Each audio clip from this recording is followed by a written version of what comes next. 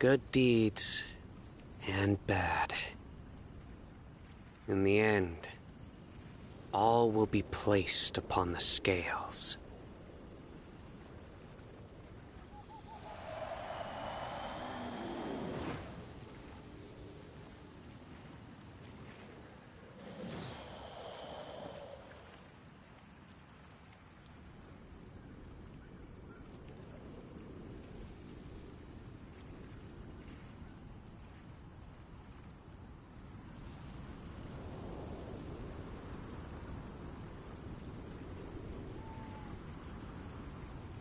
Luck can swing the results of a single game, but it's bound to run out sooner or later.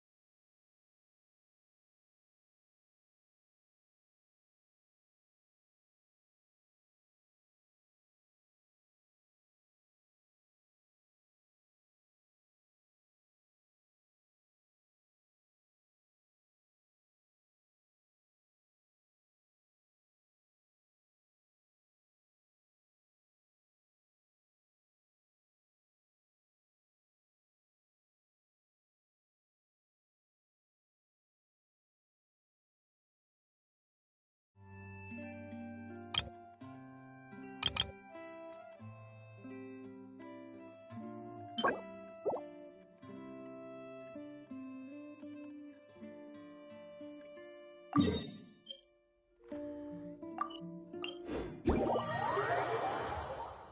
love seeing everything covered in a fresh blanket of snow.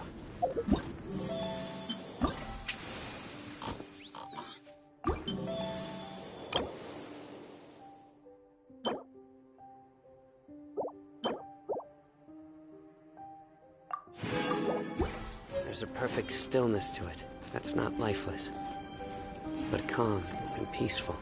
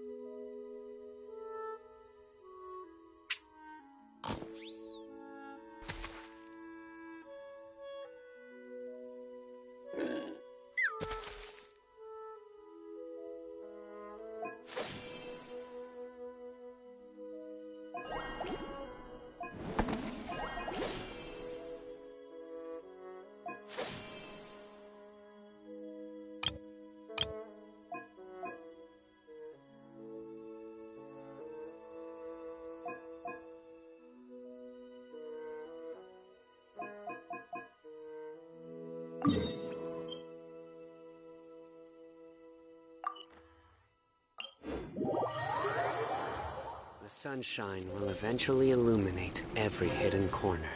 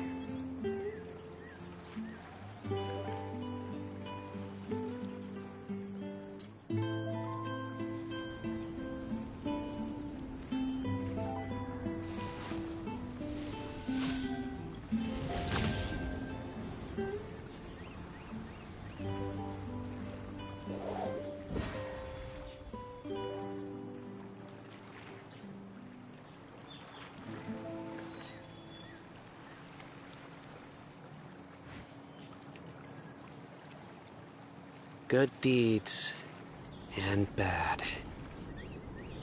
In the end, all will be placed upon the scales.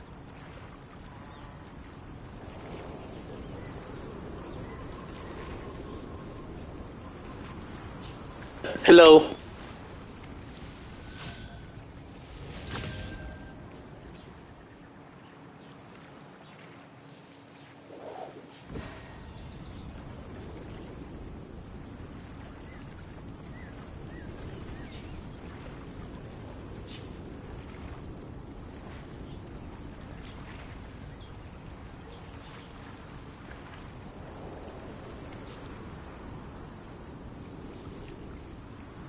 Luck can swing the results of a single game, but it's bound to run out sooner or later.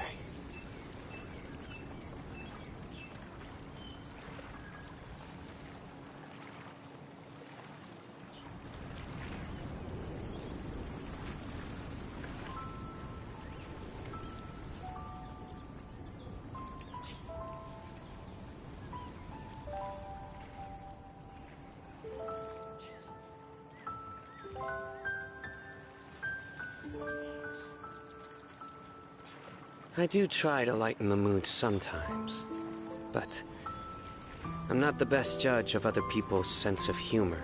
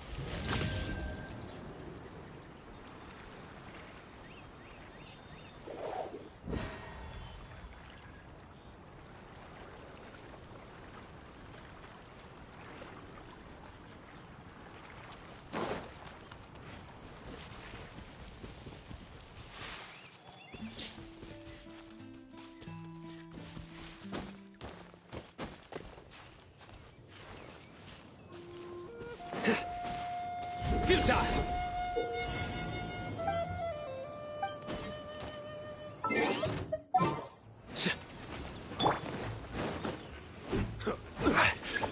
Stabilize!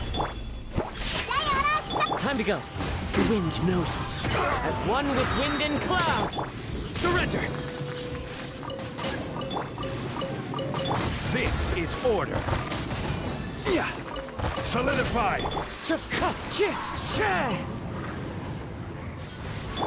Nowhere to run!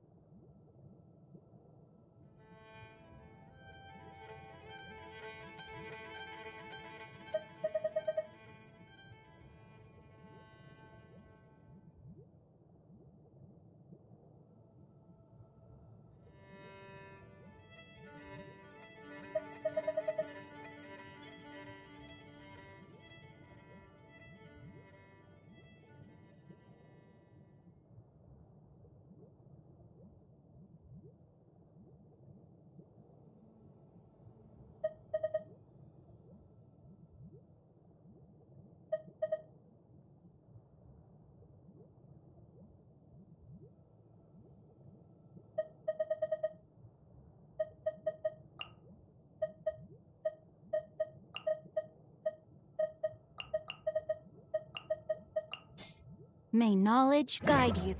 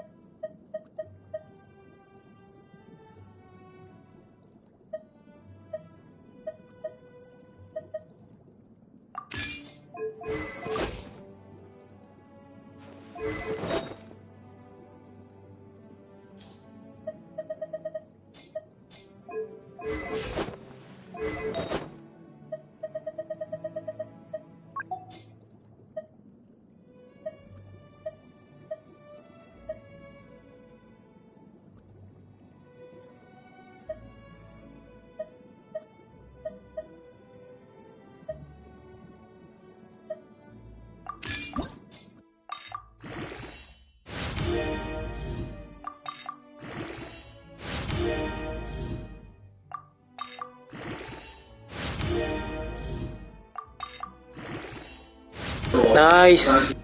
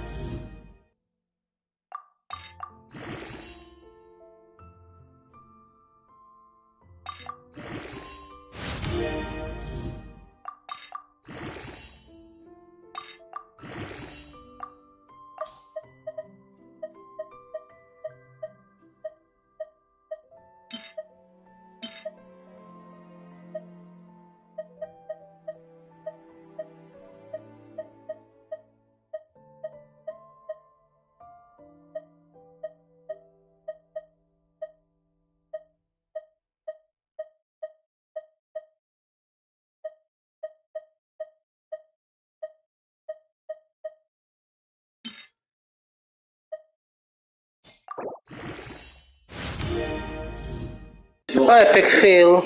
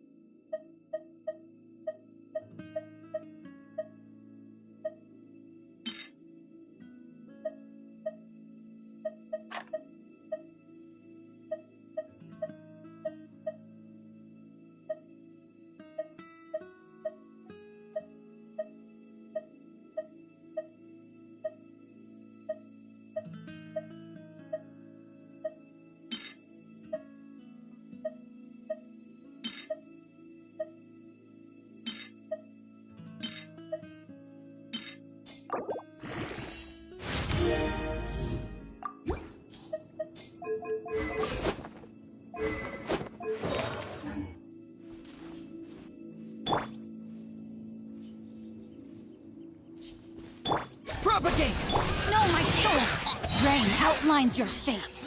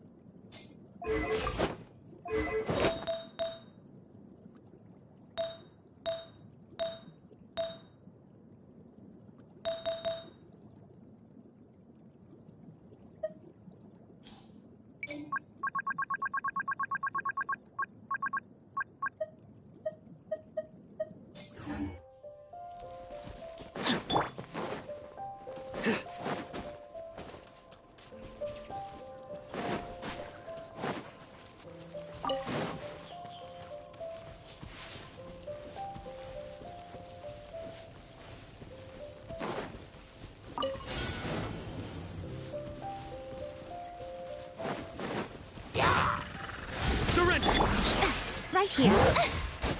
Right now. Witness the power of Gugwa. No, my... Nowhere to run! Judgment is upon you. Guilty! You stand condemned! Come on out. Emerge. Right here. I'm always watching.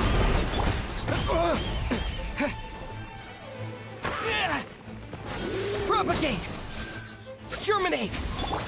Futile! Rain outlines your fate. Let me weave you a...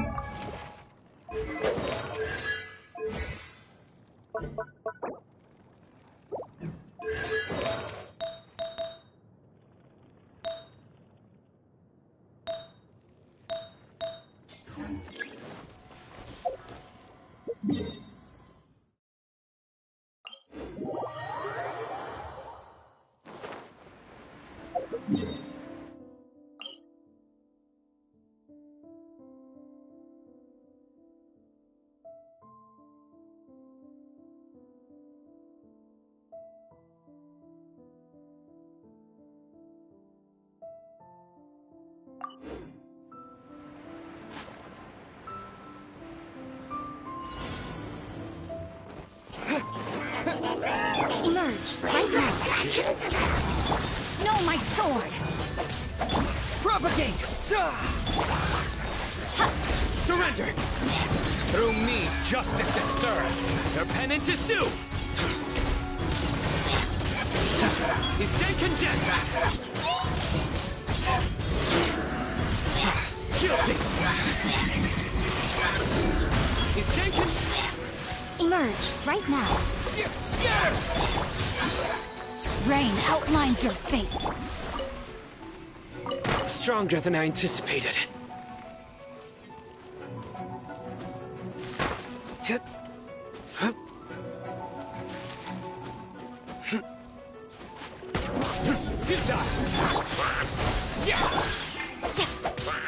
Show them. Come on out. Right up. No, my sword.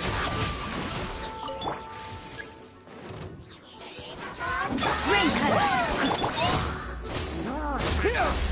Spring forth!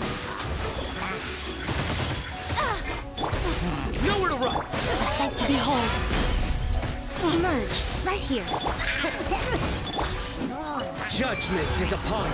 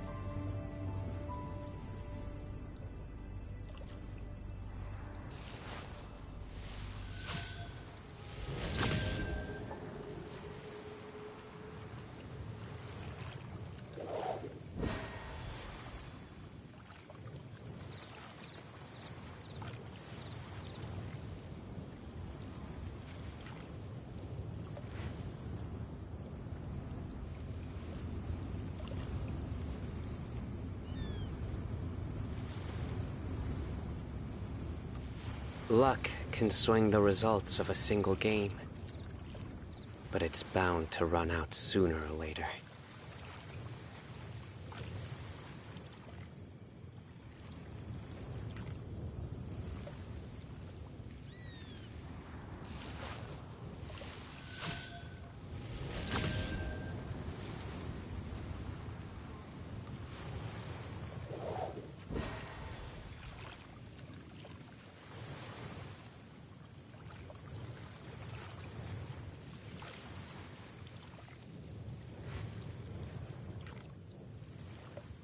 I do try to lighten the mood sometimes, but I'm not the best judge of other people's sense of humor.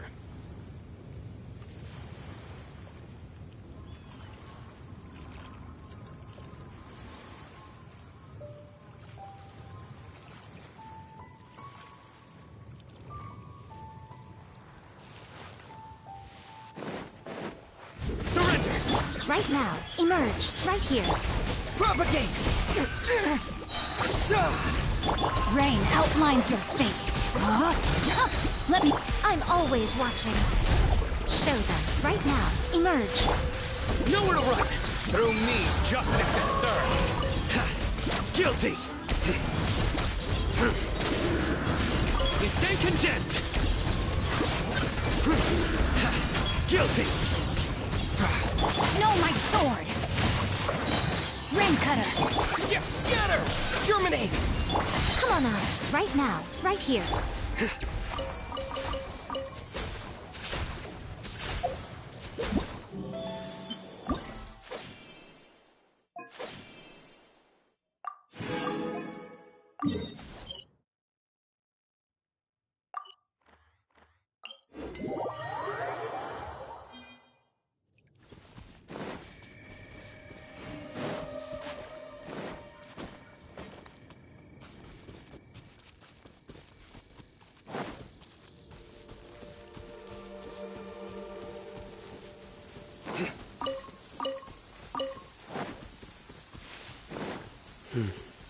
It's raining again.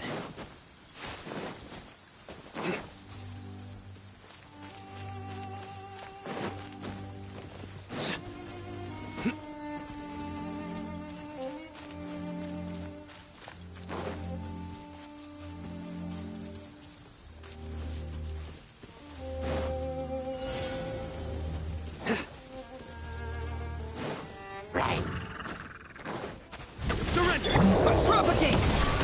Rain outlines your fate. Witness the power. Emerge. Right here. A sight to behold. Emerge. Spring forth! Scatter! Futile! Your sins weigh upon your soul! You stand condemned! Your penance is due! You stand condemned! Guilty! No, my sword! Rain cutter! Propagate! Show them. Right now. Emerge. Rain outlines your fate. Nothing lasts forever. Right now. Right so much. For eternity.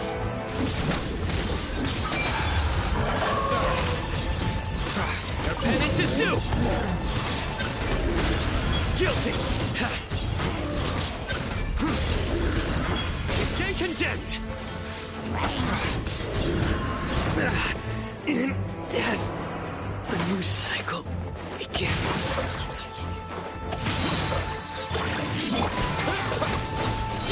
Germinate!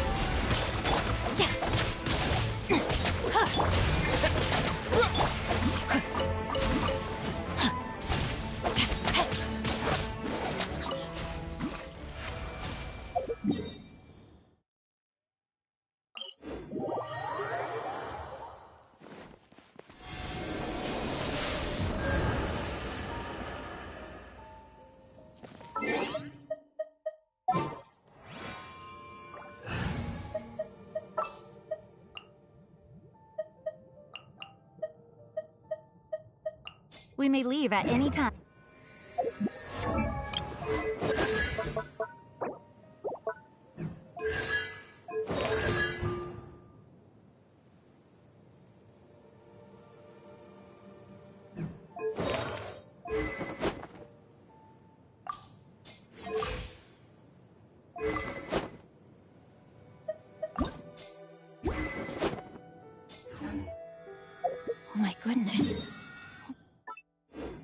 Gosh.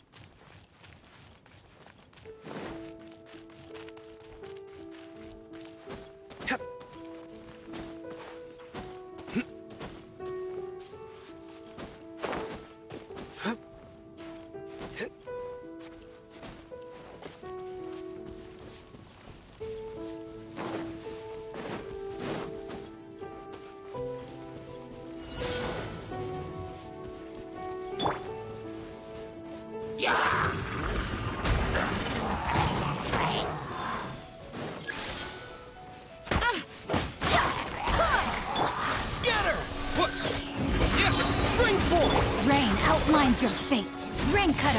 Huh? Nowhere to run. I swear by my sword. Surrender.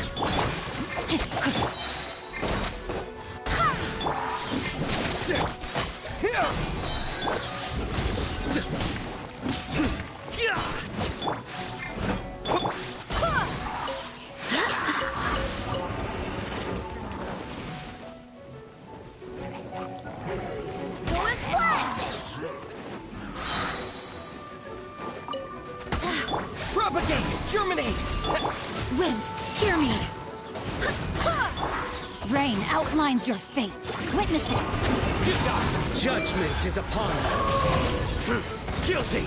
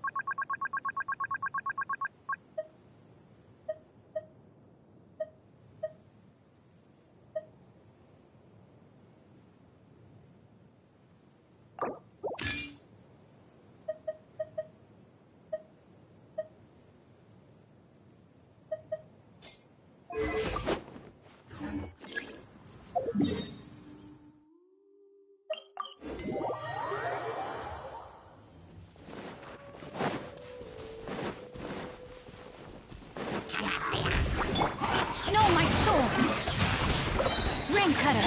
Yeah, scatter! Barbados! Aid us. Surrender!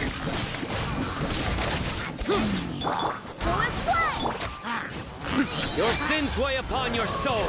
You stand condemned.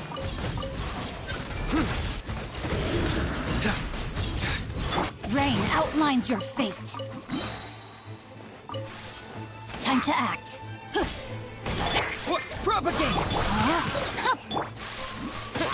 Futile!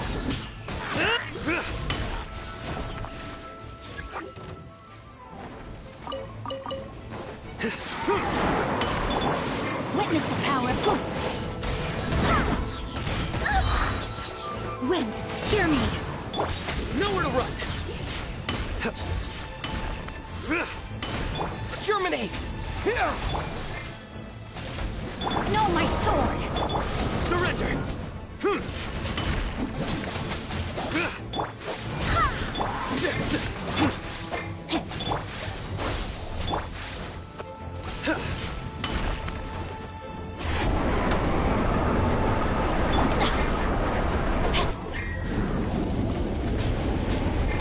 Rain outlines your fate.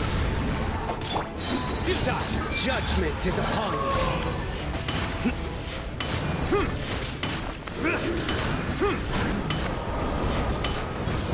Your penance is due! Guilty!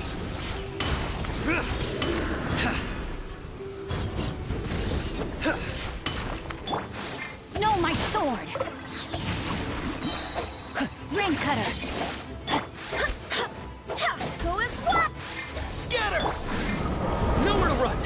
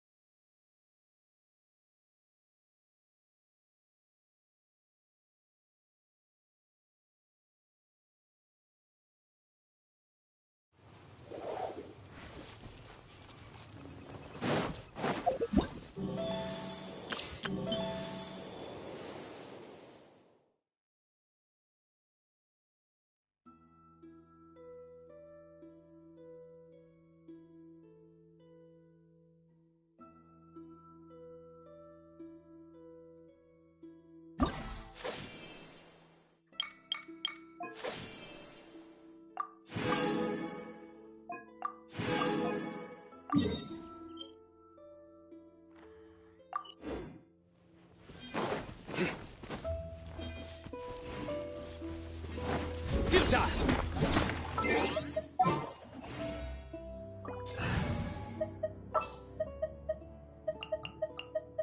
What shall we do?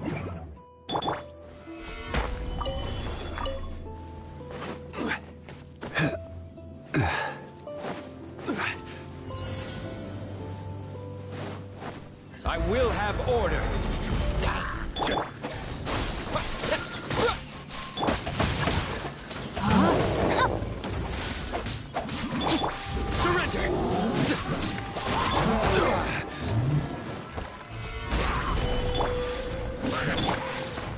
Propagate! Spring forth! Futile!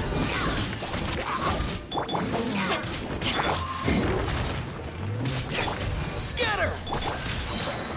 Witness the power of Gugwa! Know my sword! Nowhere to run! Through me, justice is served! I'm used to it.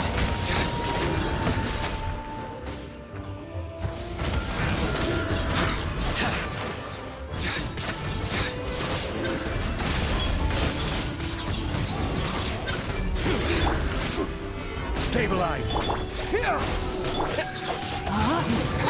Rain outlines your fate. Futile!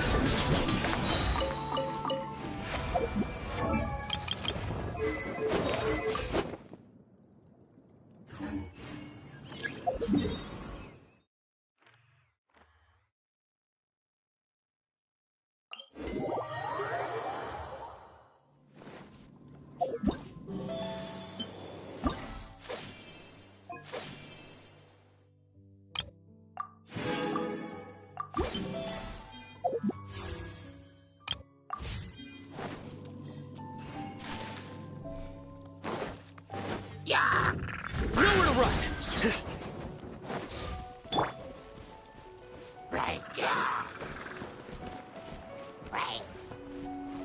Order guide you. Gather! Germinate! Rain cutter!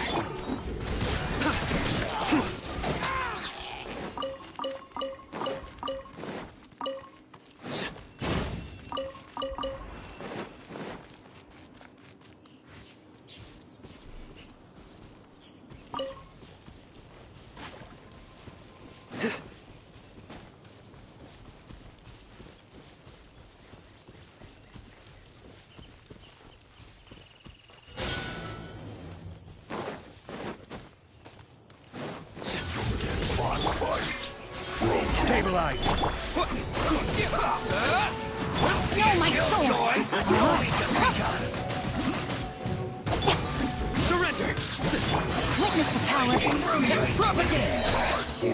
Spring forth! Your sins weigh upon your soul!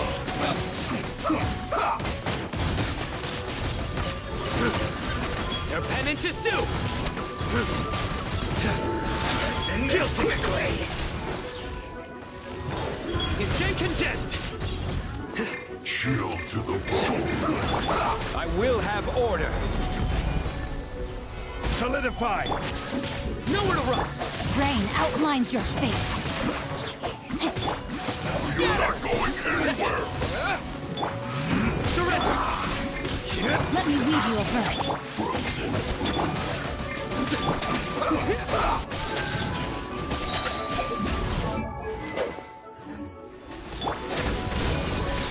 Chill to the bone. Body and mouth. Gather! Rain outlines your fate. Scatter!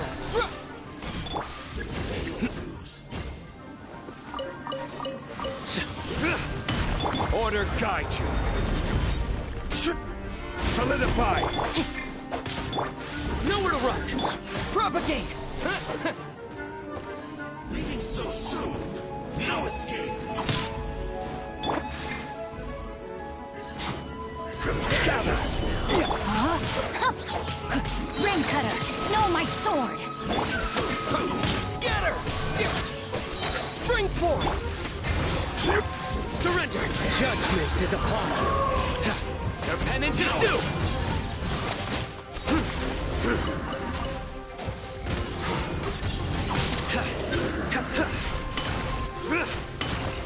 You stand condemned!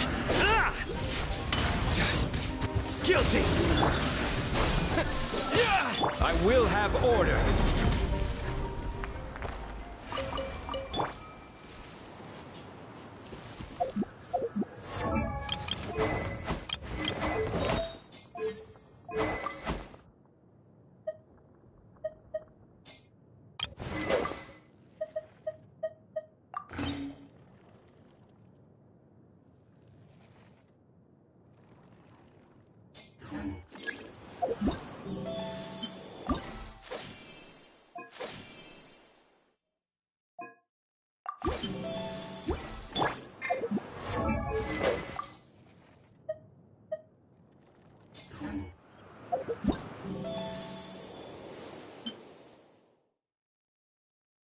I tried streaming on Twitch before. I streamed for 2 hours, not a single soul. On Twitch, there's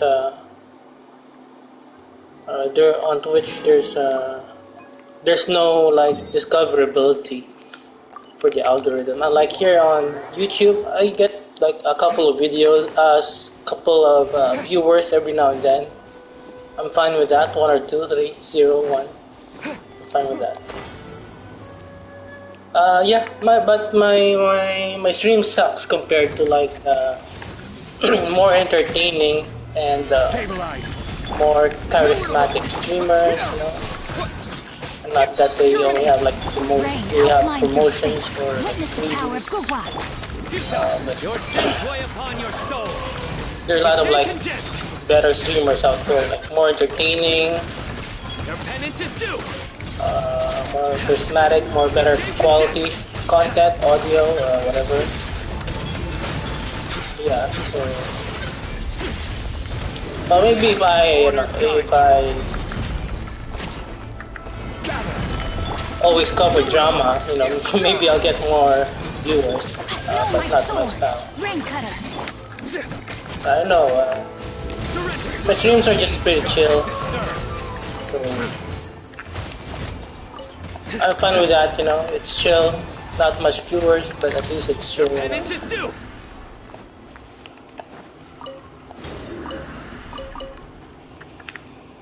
Well, thank you so much for watching anyway.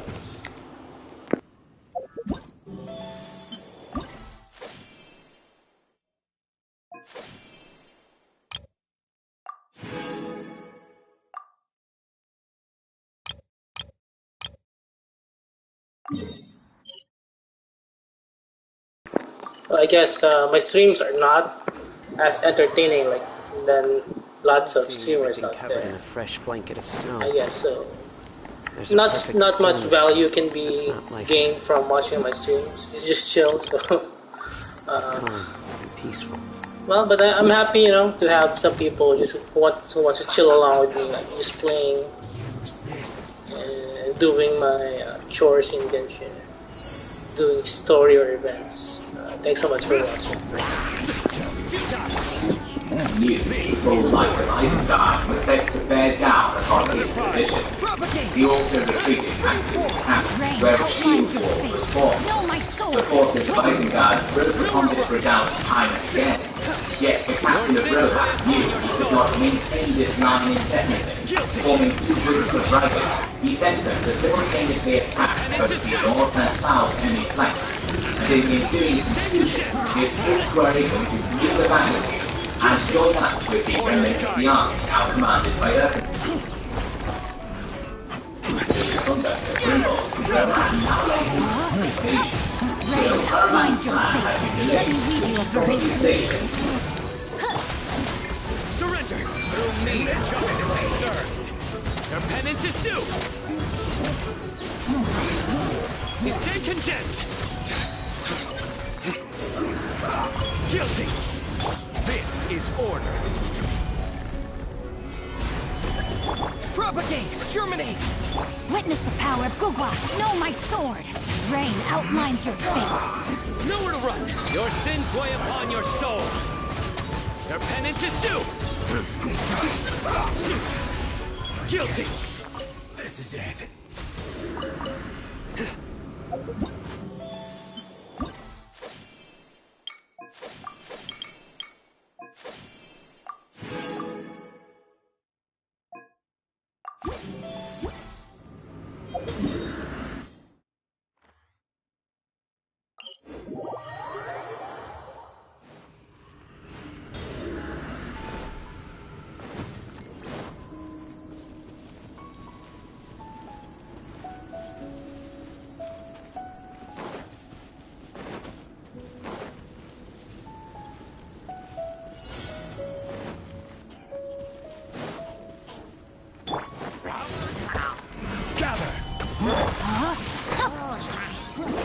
Let me read you a verse.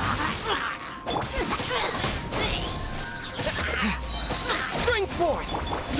Surrender! Order guide you! Stabilize! Nowhere to run! Yeah! Rain, outline your fate. Rain cutter. Surrender! Judgment is upon you. Your penance is due!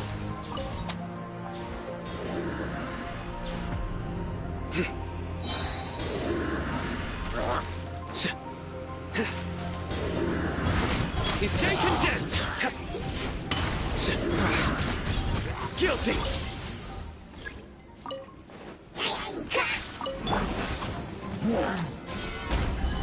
I will have order! No, my sword! Let me weave you a verse. Suta! Through me, justice is served! You stay condemned!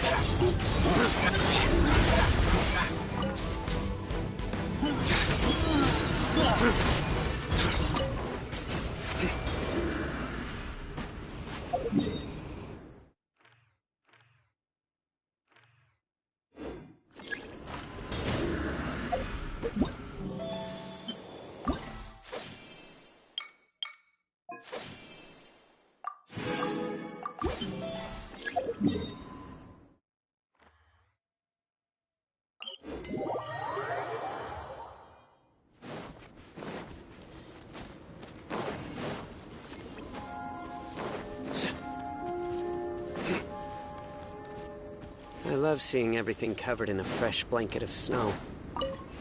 There's a perfect stillness to it that's not lifeless, but calm and peaceful.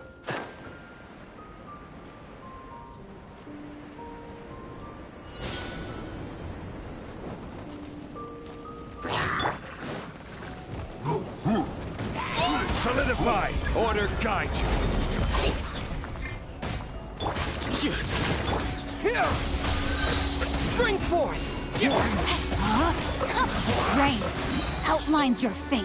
Rain. Scatter! Your sins weigh upon your soul. Your penance is due. You stay condemned. Your penance is due. You stay condemned. Guilty! I will have order! Stabilize! Germinate! Let me weave you a verse. Surrender! Through me, justice is served! You stay condemned!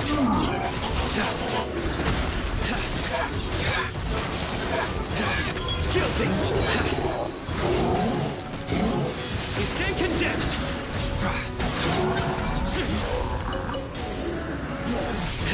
Your pennant, order guide you. Gather.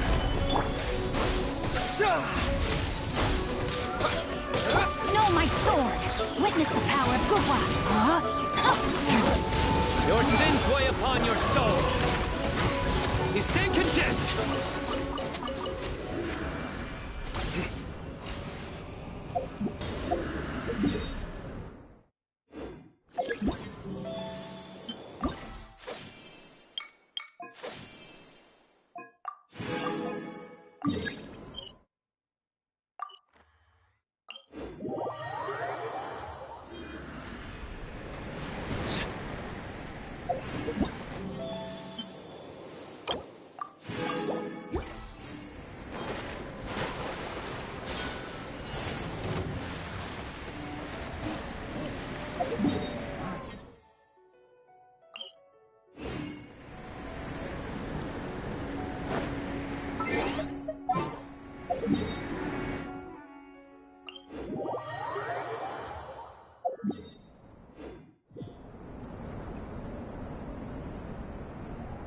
In the field, but it wasn't capable of stopping Isengard's advance, and for a period slowly dispersed around the countryside.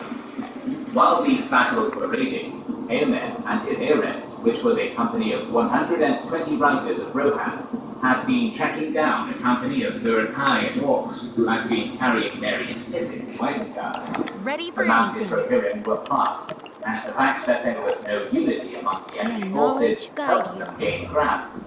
Indeed, the group about to be attacked by Eomer consisted of Saruman's Urukai and a mixed group of orcs from Moria and Mordor, led by Grishnak. These factions had their own disagreements, as Morian orcs wanted to kill the hobbits to avenge their brethren killed by the Fellowship, while the leader of the Urukai, had ordered to bring them to Saruman. At the same time, Grishnak suspected that the criminals were connected in the ring, and was eager to bring them to mastering Mordor. At this point, the orcs stopped and started hiding from their course of action, allowing Eomer's scouts to notice them and gather the commander. Stand condemned! The argument the enemy was having ended in the only way it could, as Woodlook killed some of the orcs to show how serious he was about Witness the power of the water. Rain the outlines orcs your and fate. Urukai would have probably continued fighting among themselves if they noticed the approach of their enforcement. Decided that Your it was sins time weigh to flee. upon your soul! Their best hope was to enter the nearby forest, which they hoped would negate the speed of the Rohirrim. Eomer was outnumbered 2-1, so his troops were very superior. To not allow the orcs to escape, the horse and steered along the river Entwine and started pushing to the northwest. Spring forth! The orcs, already tired from their long trek, started to slow down and proceed to speed. The strategy was stopped by the Rohirrim arrows, and the horse ruthlessly killed and then retreated to avoid the orcs' approach. Penance is due! Finally, Woodlook's creatures reached a small hill outside the forest of Sandor, which they camped on. Eomer didn't attack immediately, probably not wanting to lose any of his men. I swear by But my still soul. surrounded the orcs on three sides. Let me weave you a verse. Not My really soul. fond of the forest, the orcs were not eager to enter Fangor. But Ugluk still sent a few scouts ahead. None of them returned, and Ugluk decided to abandon his initial idea. Hoping that the hobbits could be used as hostages, he loudly ordered his orcs to kill them if the Rohirrim attempted to attack. Eomer sent in a few of his scouts, who crawled into the orcish camp, killing a few and then disappearing. This distracted Ugluk, and his rival, Grishnak, used that to try and escape with the hobbits. However, he was discovered by a rider of Rohan and killed. The whole commotion in the orcish camp made the Rohirrim close in a little bit, and it was then that a new unit of Urukai entered the fray. Malhur was leading one of the scouting parties sent by Saruman to find Ugluk and assist him, but he would ultimately fail, as Eomer sent in his reserve, whose charge easily scattered the Urukai. At dawn, the Rohirrim finally attacked the enemies on the hill, and Ugluk's soldiers shot the last of their arrows, killing a few. Ugluk amassed his best warriors and attempted to break out of the encirclement. Initially, his counterattack worked, and more riders were killed. But soon, Eomer approached the leader of the Urukai, dismounted, and started dueling him, soon slaying the killer of Boromir. The last few orcs who attempted to flee were slaughtered. In the confusion of the battle, the two hobbits had escaped into the forest, and here they were met by the chief of the Ents, Treebeard, and Gandalf the White, who let them accompany Treebeard to the Entmoot, which would decide whether they would fight in the war to come. Outside of the forest, Eomer met with Aragorn's group the next day, and provided them with 2 horses, before returning to Edoras, where he recounted his meeting with the ranger, the elf, and the dwarf. For failing to capture and bring these fugitives to Edoras, he was beaten and imprisoned. Left disheartened, and believing the hobbits to be dead, Legolas and Gimli were despondent, a stark contrast to Aragorn, whose superior tracking skills led him to believe that the hobbits yet lived. The 3 entered the forest, but instead of the hobbits, they found the newly resurrected Gandalf. The wizard knew that he needed to help Rohan in this war if the forces of good hoped to win. So, summoning the greatest of all horses in Middle-earth, Shadowfax, and with all haste, the 4 of them made their way to Edoras. Arriving at the Great Hall and seeing a defeated people, Gandalf realized that Theoden was being corrupted. He deposed the king's advisor Grima, casting him out of the city, freeing Eomer, and feeling the effects of the poison on Theoden. With the king healed and now clear of mind, they had to decide what to do next to save Rohan. Gandalf knew that Theoden didn't have enough forces to fight an open battle, and advised him to move to the impregnable Helm's Deep, while he himself rode to find Erkenbrand. Initially, the king wanted to ignore the Wizard's Council, so he left 1,000 soldiers to defend Edoras, while the civilian population was ordered to move to Dun Harrow under the command of his niece Eowyn. The king's host moved towards Ison to reinforce it, but met the survivors of the Battle of the Ford. It was clear that defending at Helm's Deep was the only choice the Rohirrim had left, so Theoden started moving there. Despite being advised by Greenland that the walls of the fortress were impenetrable, Saruman had devised a solution to his sorcery: fires of Orthanc, immensely destructive explosives. It placed in the weak spot of the beating wall, a culvert that allowed water to pass from the glittering caves out of the fortress. The fires of Orthanc would destroy it. While the armies of Rohan and Isengard were on their way to fight a decisive battle at Helm's Deep, the ancient race of Ents was deliberating what actions they should take, and after 3 days, the Ents decided that they would attack Isengard in what came to be known as the last march of the Ents. Theoden arrived at Helm's Deep and met with the commander of the fortress in the absence of Erkenbrand, Gamling the Old, who had of the finest fighters had followed Erkenbrand to the forts. With the forces of Theoden, the Rohirrim numbered just under 3,000 soul defenses to be fully manned. Saruman's army consisted of Uruk-hai, the wild men of Dunland, orcs and half-orcs, and due to casualties suffered at the forts, was reinforced prior to arrival, meaning the 10,000 Uruk-hai and their auxiliary forces arrived on the 3rd of March. Despite the best preparations of those now standing atop the walls of the Hornburg, the situation remained a desperate one, causing Legolas to finally turn aside the lifelong enmity of the elves towards their dwarven counterparts and speak faithfully to his companion. But you comfort me, Gimli. I'm glad to have you standing nigh with your stout legs and your hard axe. I wish there were more of your kin among us, but even more would I give for 100 good archers of Mirkwood. Newly made friends decided to test each other's mettle by counting the enemies they would kill in the upcoming battle. The battle began with the Uruks attacking the first line of defences of Hornburg, known as the Helm's Dike. This was an ancient trench and rampart, about a quarter of a mile below the fortress, and stretched for a mile or more across the valley. It was immensely steep in some places, reaching 20 feet high at its peak, and the gap in the middle was also extremely wide, allowing for Theoden's rearguard to exact heavy casualties before abandoning the fortification. They were able to fill the trench with corpses of Uruks and men of Dunland before retreating back to the fortress proper. Passing the dike, the Uruks launched a massive hail of crossbow bolts and arrows at the fortress, but received no reply. Deceived by the eerie silence of the defenders, they approached the fortifications and were surprised by a hail of arrows and rocks, forcing them to lose cohesion and break ranks. Yet even in this disordered state, and despite heavy losses, the weight of their numbers allowed them to push forward and assault the main gate using tree trunks as battery rams. The gate barely held, creaking and buckling under the pressure. Requiring time to shore up their defences, Theoden sent an advance party of Aragorn, Gimli and Eomer through a small side gate and out onto the causeway in order to buy time. The ploy was successful, and the heroes managed to cause casualties, but then were counterattacked.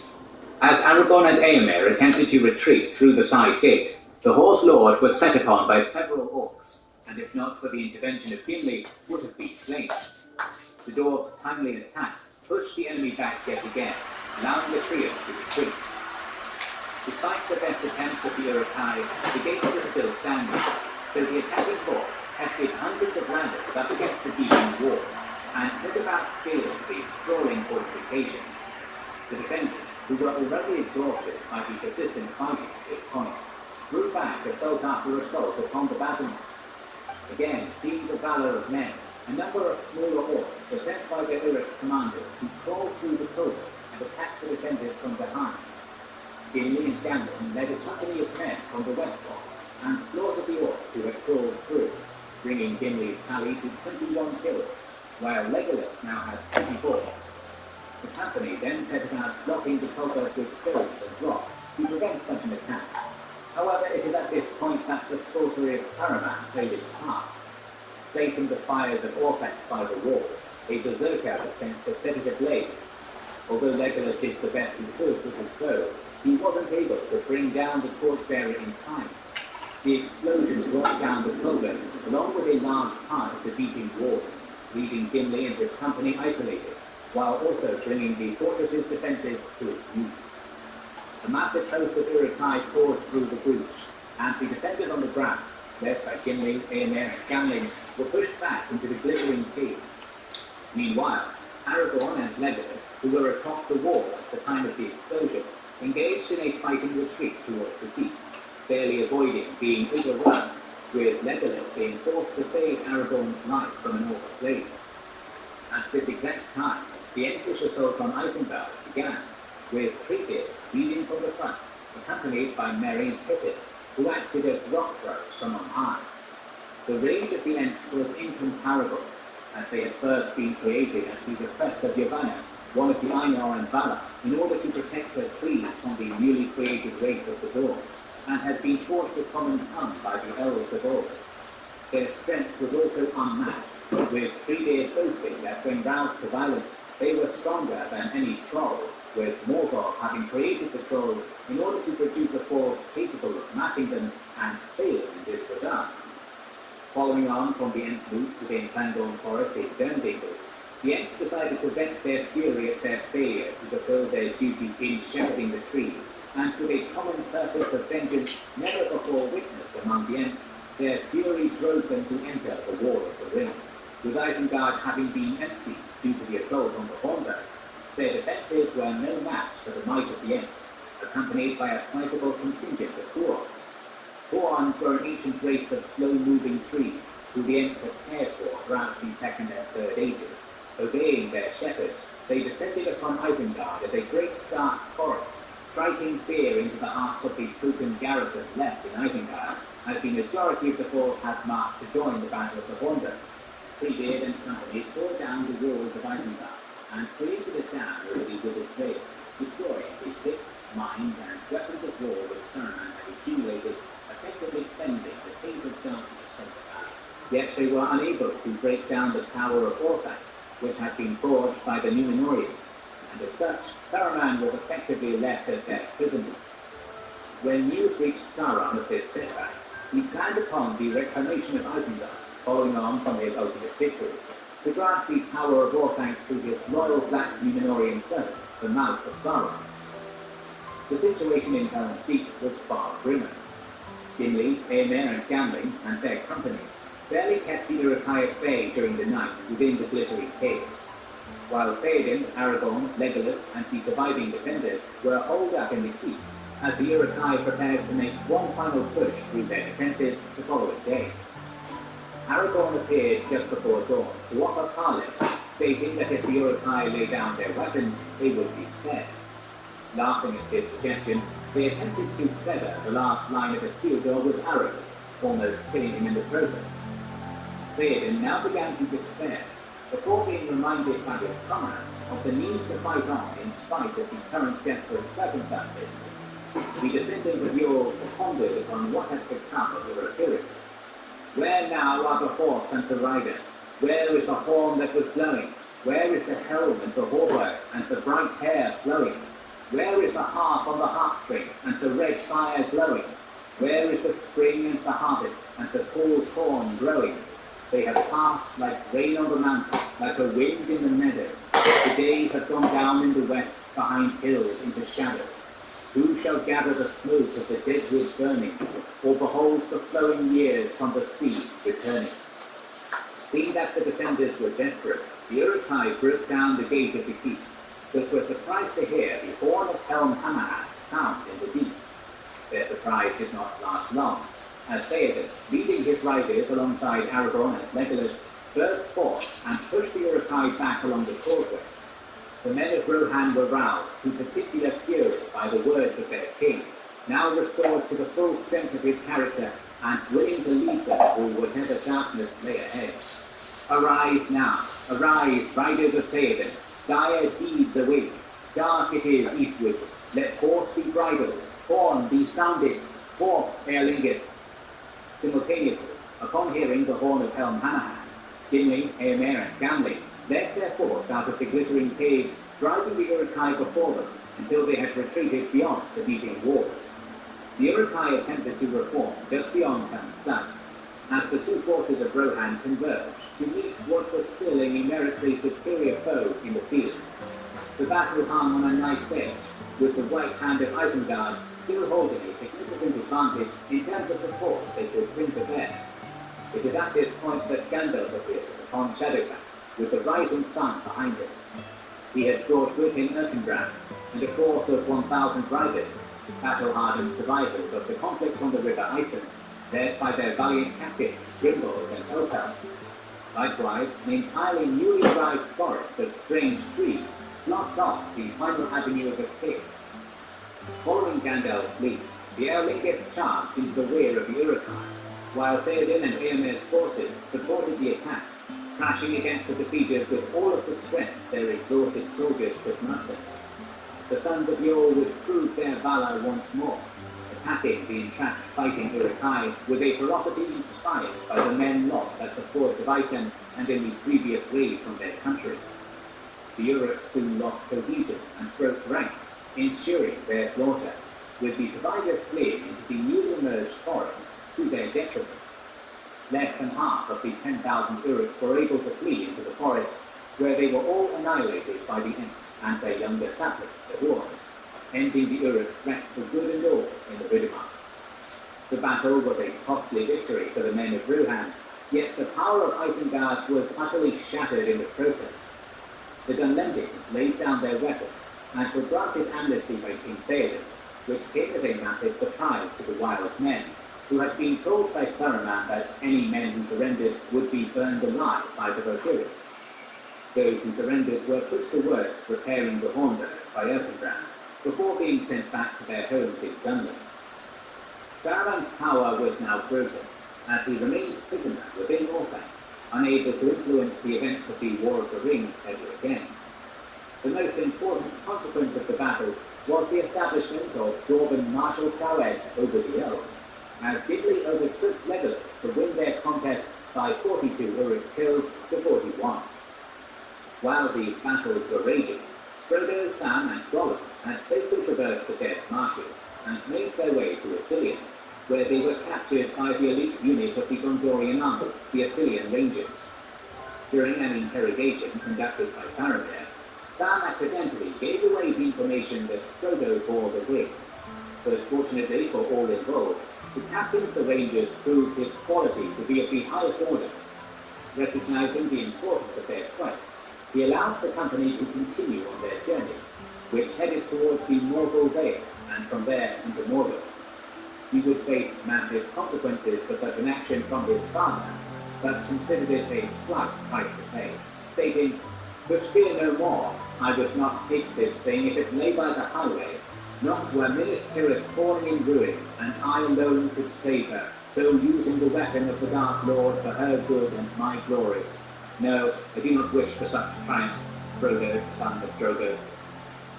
Seeing his ally utterly destroyed, Sauron now turned his eyes firmly upon Gondor and the gleaming white bastion of Minas Tirith. If Sauron's true strength could be brought to bear upon the city before Rohan could answer its call for aid, the age of man would fall, soon to be replaced by a final dark age of Sauron. Yet despite the might he could bring to bear upon the Gondorians, Sauron still knew fear, as the Ranger from the north looked set to take up his rightful mantle as King of Gondor, and the One Ring remained beyond his grasp and inching ever towards destruction. Following on from the Battle of the Hornburg, Gandalf, accompanied by Theoden, Aragorn, Legolas, Gimli, Treebeard, Merry, and Pippin, approached the imposing might of Isengard, which the Ents could not breach due to its superior Númenorian design, and confronted Saruman, who, spiteful and proud even in defeat, refused the pleas of Gandalf to surrender, forcing the White Wizard to reluctantly expel his former friend from the Order, destroying his staff and leaving him powerless. Grima Wormtongue also refused the mercy of King Theoden.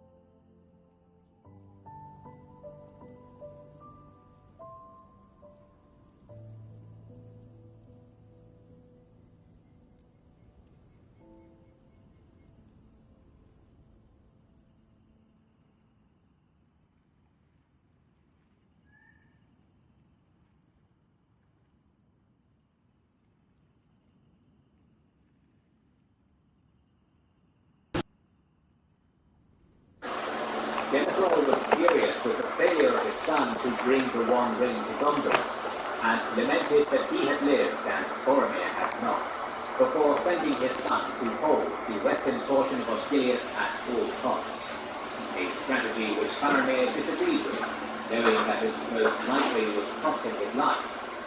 Ever the most dutiful of sons, Faramir took up this responsibility, but not before saying to his father, "Then farewell, but if I should return, think better of me," and hearing, "That depends on the manner of your return," in response. Faramir returned to Osgiliath that same day, and began to make ready the defences of the city, of which they only maintained control in the western portion.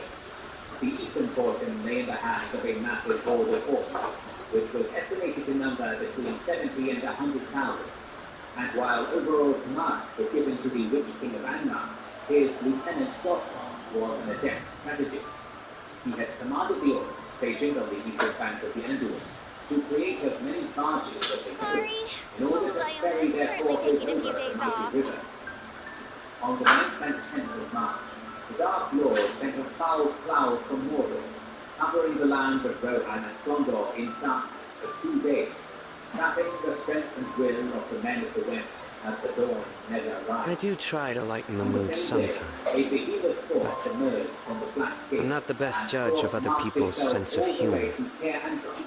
Capturing the island in the hopes of cutting off the Rohirrim relief force, which had completed its Monsdtadt at Harrow, while simultaneously another smaller army marched from Minas Morgul to bolster the forces at Osgiliath. David had honoured the pledge of the old Eoth and assembled 6,000 cavalry, among them his niece Beowulf and Merry, disguised among his riders. This was all he could manage in the time allotted to him, but it remained uncertain as to whether or not they would arrive in time. Meanwhile, Aragorn was leading the grey company, Gimli and Legolas, through the path of the dead. His plan was to recruit the dead men of Dunharrow, who betrayed their oath to Isildur during the War of the Last Alliance. As the heir of Isildur, Aragorn had the ability to release them from their oath and undead existence. So the dead men joined him. At the same time, the Orcish host, alongside their Haradrim reinforcements, attacked Osgiliath on the 11th of March. The Rangers of Athilion and Gondorian regulars made the hordes of orcs pay for every step they took through the former capital, and proved their worth despite the unfavourable odds. After a day of fighting, however, the weight of numbers soon took its toll, pushing the men of Gondor from the city and forcing them to take up further Luck positions can along swing the the results of a single game, the fighting was at its fiercest but as it's bound to run out sooner as or later. Faramir personally led the defensive, and knowing that time was of the essence, refused to give an inch of ground to the forces of Mordor. The Ramas Etor was too large a bastion to hold, given the numbers provided to the young captain of Gondor, and having held another day here, they were forced to retreat on the 13th of March. What started as an orderly withdrawal soon turned into a rout, as the battered and broken forces of Gondor attempted to make their way back to the White City. Yet the Pelennor fields offered no cover to Faramir or his men. They were overtaken by the forces of the Dark Lord, and a fierce melee ensued, in which Faramir was struck down by a poisonous dart, commonly used by the forces of the Southrongs, and left near death. His men, Good loyal to deeds their captain above all and else, bad. shielded his body, and stood willing In the to fight end, to the last man, if it meant all will saving be their leader. placed upon the scales. This proved unnecessary, however, as Prince Isildur led a soldier with strong knights after getting Denethor's approval. The sheer ferocity and strength of these scions of an age long since past saved the lives of the remainder of the garrison of Gilead, their swan-shaped helmets driving fear into the hearts of the orcs and Southrons, who themselves turned to wrath. With Gandalf once more driving off the Nazgûl, who had grown to fear the light of Istari once more. Imrahil, coming upon the stricken body of his friend and nephew, hosted Faramir upon I his do horse, try to and lighten the rode mood past the sometimes. city with all the in search of the healer. I'm not the best judge of other Upon hearing people's his sense of son's humor. word, Denethor finally gave way to madness, locking himself within the White Tower, preparing a fire for himself and his son to burn upon, despite Pippin's protestations. That left the defense of the city to Gandalf, who Little was Diana is headed by the currently taking a immensely few days capable off. Prince Imrahil, with the irregular forces of Gondor, joined by the survivors of the Ranis Echo. While the defeat at Osgiliath had been resounding, and Faramir's injury deprived them of another capable leader for the battle which was to come, the time he had fought in his desperate defense would prove pivotal in giving time for the Rohirrim to arrive and fulfill their oaths. This has been symbolized by the red arrow of yore, which has been presented to King Clear as an arrow, a gesture which once again called upon the old oaths of friendship to be fulfilled. Not long after the defeat at Ranos Echo and the near mortal wounding of one of the last great captains of Gondor, Faramir, the forces of Mordor amassed upon the plains of Pelennor. The Witch King brought with him tens of thousands of orcs and men of Pan, Ruin and Harrow, alongside elephants and trolls.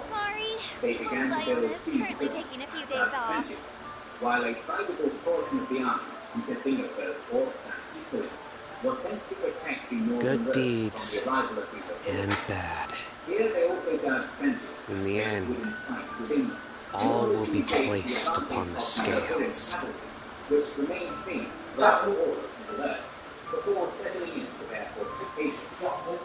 The siege began on the 13th of March, and the Witch King attempted to soften the defences of Minas Tirith with a massive Little Diana is bombardment of currently their taking a few days off. This initial attempt failed miserably, as the outer wall of the city, Monsdtadt, was built by the Númenóreans using black rock, and was as impregnable as the Tower of Orthanc. This forced the forces of Mordor to change tactics, and Luck incendiary can swing the results of a single game, setting the lower city ablaze. but it's bound to run out sooner or later. Little Diana is currently taking a few days off. In an attempt to destroy the defenders' morale. In response to this, Gandalf, accompanied by Prince Imrahil, made circuits of the Osran, inspiring all who they met to remain steadfast, despite the sheer size of the enemy at their gates. On the same day, Aragorn, meeting with the southern Gondorian army, took command and made his way to meet with the Corsair fleet, which was now bearing down on the Spirit. Little Diana is currently taking a few days off. From the Black infantry from Lebanon as Lebanon, and a number of other less distinguished units, yet their support was proved vital in the battle to come. The forces of the king intercepted the Corsair fleet at the famous port city of Pelegir in what would later become known as the Battle of Pelegir, which was Aragorn's first battle on Gondorian soil since he served in the employ of Denethor's father under the name of Thoringil many years past. Little Diana is currently taking a few days off. Had urged in stopping to loot and plunder Good deeds and bad. In the end, all will be placed upon the scales. The latter quickly divided his troops among his respective commanders, and they began to pick off the smaller looting parties of the Corsairs. At the same time, the forces of the dead cut a bloody swath through the Corsairs, who were struck by such fear that many jumped from their ships at the sight of the men of Gun Arrow rather than face them. In this way, Aragorn quickly liberated the city. Luck can swing the results of a single game, but it's bound to run out sooner or later. Aragorn was, however, a man of his word, and first released the Oathbreakers from their torment, announcing that their oaths had been fulfilled. Little Diana is currently taking a few days off. While the first attempts at breaking the morale of the Gondorians had failed due to the leadership of Gandalf and Imrahil, the Easterlings, using their military, had pulled the siege towers closer to the wall during the night, and the next day would prove pivotal. The men of Gondor I do try to lighten the mood sometimes, but I'm not the best judge of other people's sense of humor. Unfortunately for them, the necessity of defending the wall in its entirety Little Diana is currently taking a few days off. which was the only weakness in the otherwise impenetrable wall, could not be defended sufficiently. Here, Gandalf and Imrahil positioned themselves and led the defense of the gate, with the casualties on the part of the besiegers immense due to the unwillingness of the defenders to give any ground, in spite of the unending waves of foes they faced. While the odds seemed stacked against them, as no messenger had been received accompanying the reinforcements, the Rohirrim had progressed farther than one would have currently taking a few their days attempt to off. reach the city. This was due to the aid. Good deeds and bad. In the end, all will be placed upon the scales.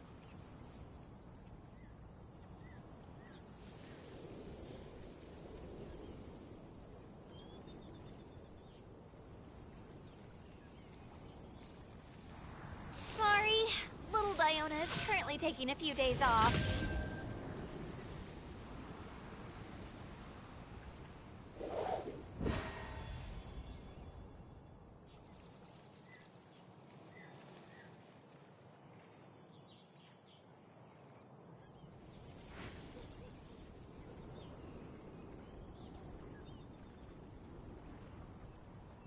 Sorry, little Diona is currently taking a few days off.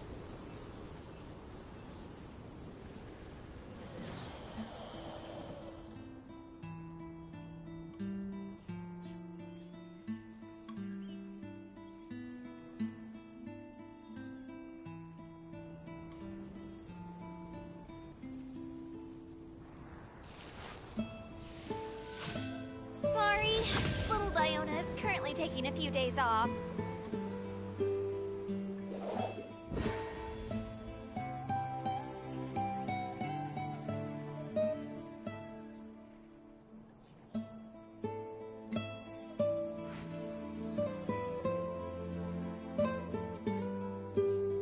Luck can swing the results of a single game, but it's bound to run out sooner or later. Sorry, little Diona is currently taking a few days off.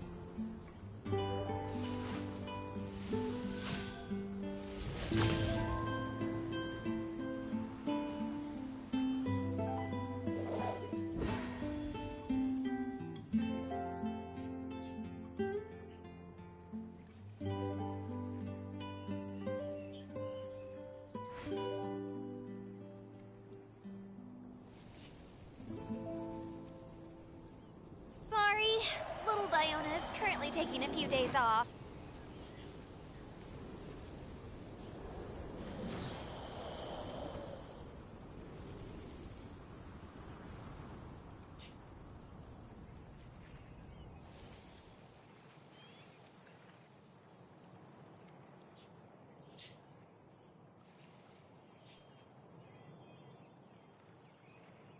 Sorry, little Diona is Good currently deeds taking a few days off. and bad. In the end, all will be placed upon the scales.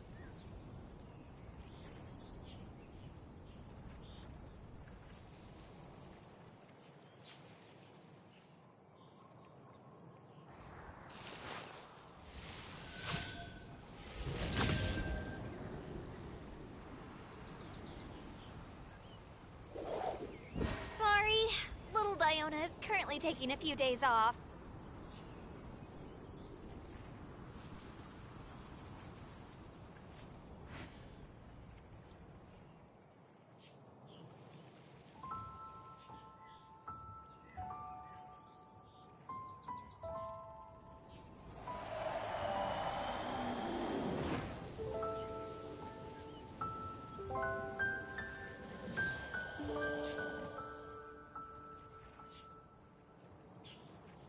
Sorry, little Diona is currently taking a few days off.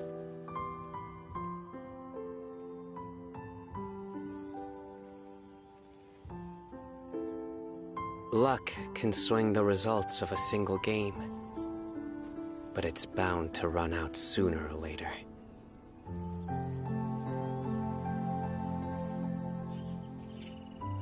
Sorry, little Diona is currently taking a few days off.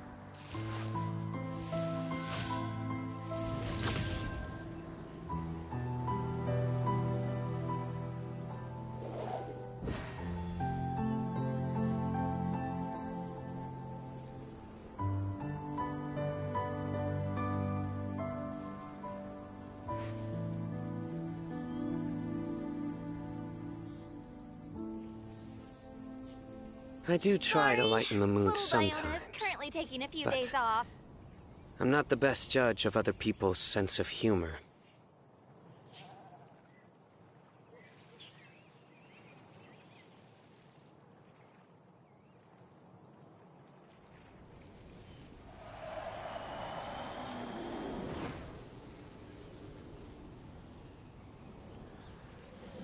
Sorry, little Diana is currently taking a few days off.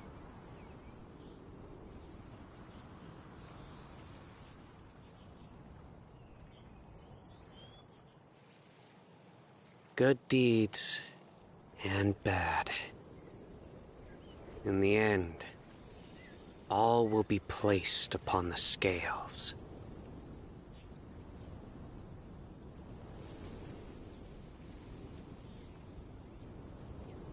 Sorry, little Diana is currently taking a few days off.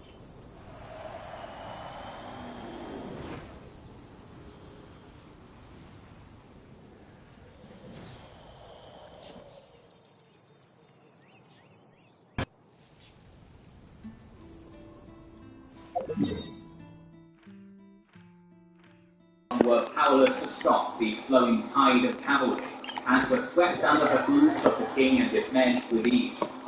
Sensing the desperation of the situation, the great chieftain of the Haradrim mounted a countercharge, meeting Theoden head-on in brutal single combat.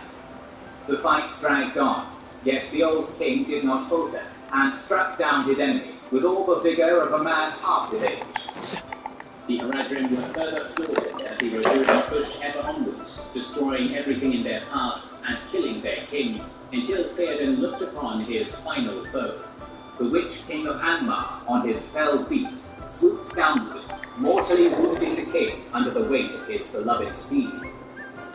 The sheer terror the Lord of the Nazgul instilled caused Theoden's honor guard to rout, save for one who was known to his comrades as Denhel throughout the march to Minas Tirith. It was in fact the king's niece, Eowyn, disguised as a man alongside her hobbit Merry.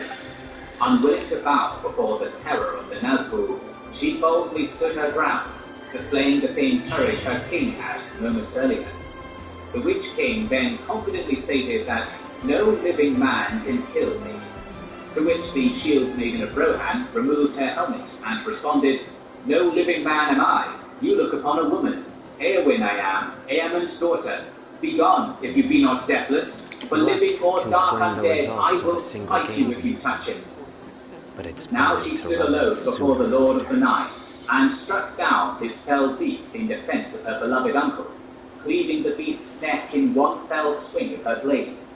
The infuriated Witch King attacked Eowyn with great malice, hefting a large mace, and shattered her shield, breaking her arm in the process and forcing her back. It was at this point that Meriadoc Brandybuck stabbed the creature in the leg with the barrow blade he had picked up so long ago in his journey. The dagger was of the make of the land of Arnor, and caused the Nazgul immense pain, bringing him to his knees, while also breaking Merry's arm with the force of the impact. Eowyn, then regaining her footing, thrust her blade through the Witch King's helm, finally fulfilling Glorfindel's prophecy at the Battle of Fornot, that not by the hand of man was the leader of the Nine be defeated. Badly weakened by the fight, she succumbed to the Black Breath, which was a result of direct contact with the Nazgul, leaving her hovering close to death. Merry then dragged himself closer to the now dying King of Rohan, and was there to hear the dying words of Theoden, Lord of the Mark. "Farewell, Master Hobbit. My body is broken. I go to my fathers, and even in their mighty company, I shall not now be ashamed." Eomer, despite his heartbreak at the loss of his beloved uncle, and the perceived loss of his sister, now assumed control of the Rohirrim. The charge, slowed but not stopped, continued to wreak devastation among the forces of Mordor. The men of Gondor began their own sortie from the gates, catching their foes unawares, and also inflicting heavy casualties upon the forces which were closest to the gate.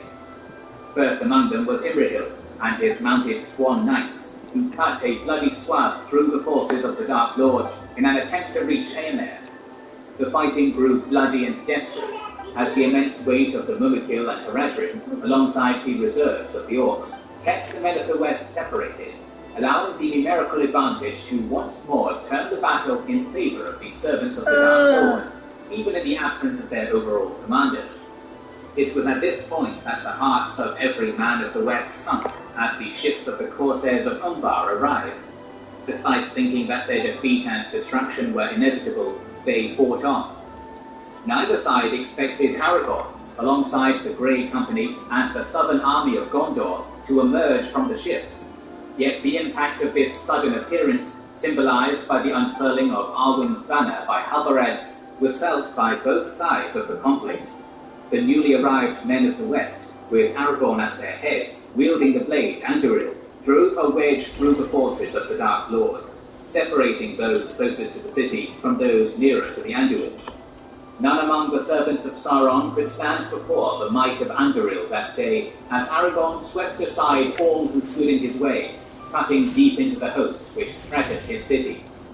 Capitalizing upon these unexpected reinforcements, Ibrahil and Eomer marshaled their flagging forces time and again through repeated cavalry and infantry charges, cutting off divisions of the Great Horde and slaughtering them en masse. Most of the host of Mordor was slain, with the Orcs now seeing that victory had slipped from their grasp, fleeing and being cut down into thousands, with many more drowning as they attempted to cross the Anduin to safety. I do try to like a large force sometimes, of Easterlings, whose hatred for the men of Gondor outweighed their own instincts for self-preservation, refused to flee the field and fought to the last man, earning the bitter respect of the men of the West. Some of the more disciplined Orcs rallied a rearguard of sorts, and were successful in inflicting heavy casualties upon both the Gondorian and Rohirrim forces, but soon they were overrun too, with Aragorn finishing the last ones off, effectively ending the Orcish resistance and the Battle of the Pelennor Fields. The losses on both sides were considerable, with nearly the entirety of the forces of Mordor utterly destroyed.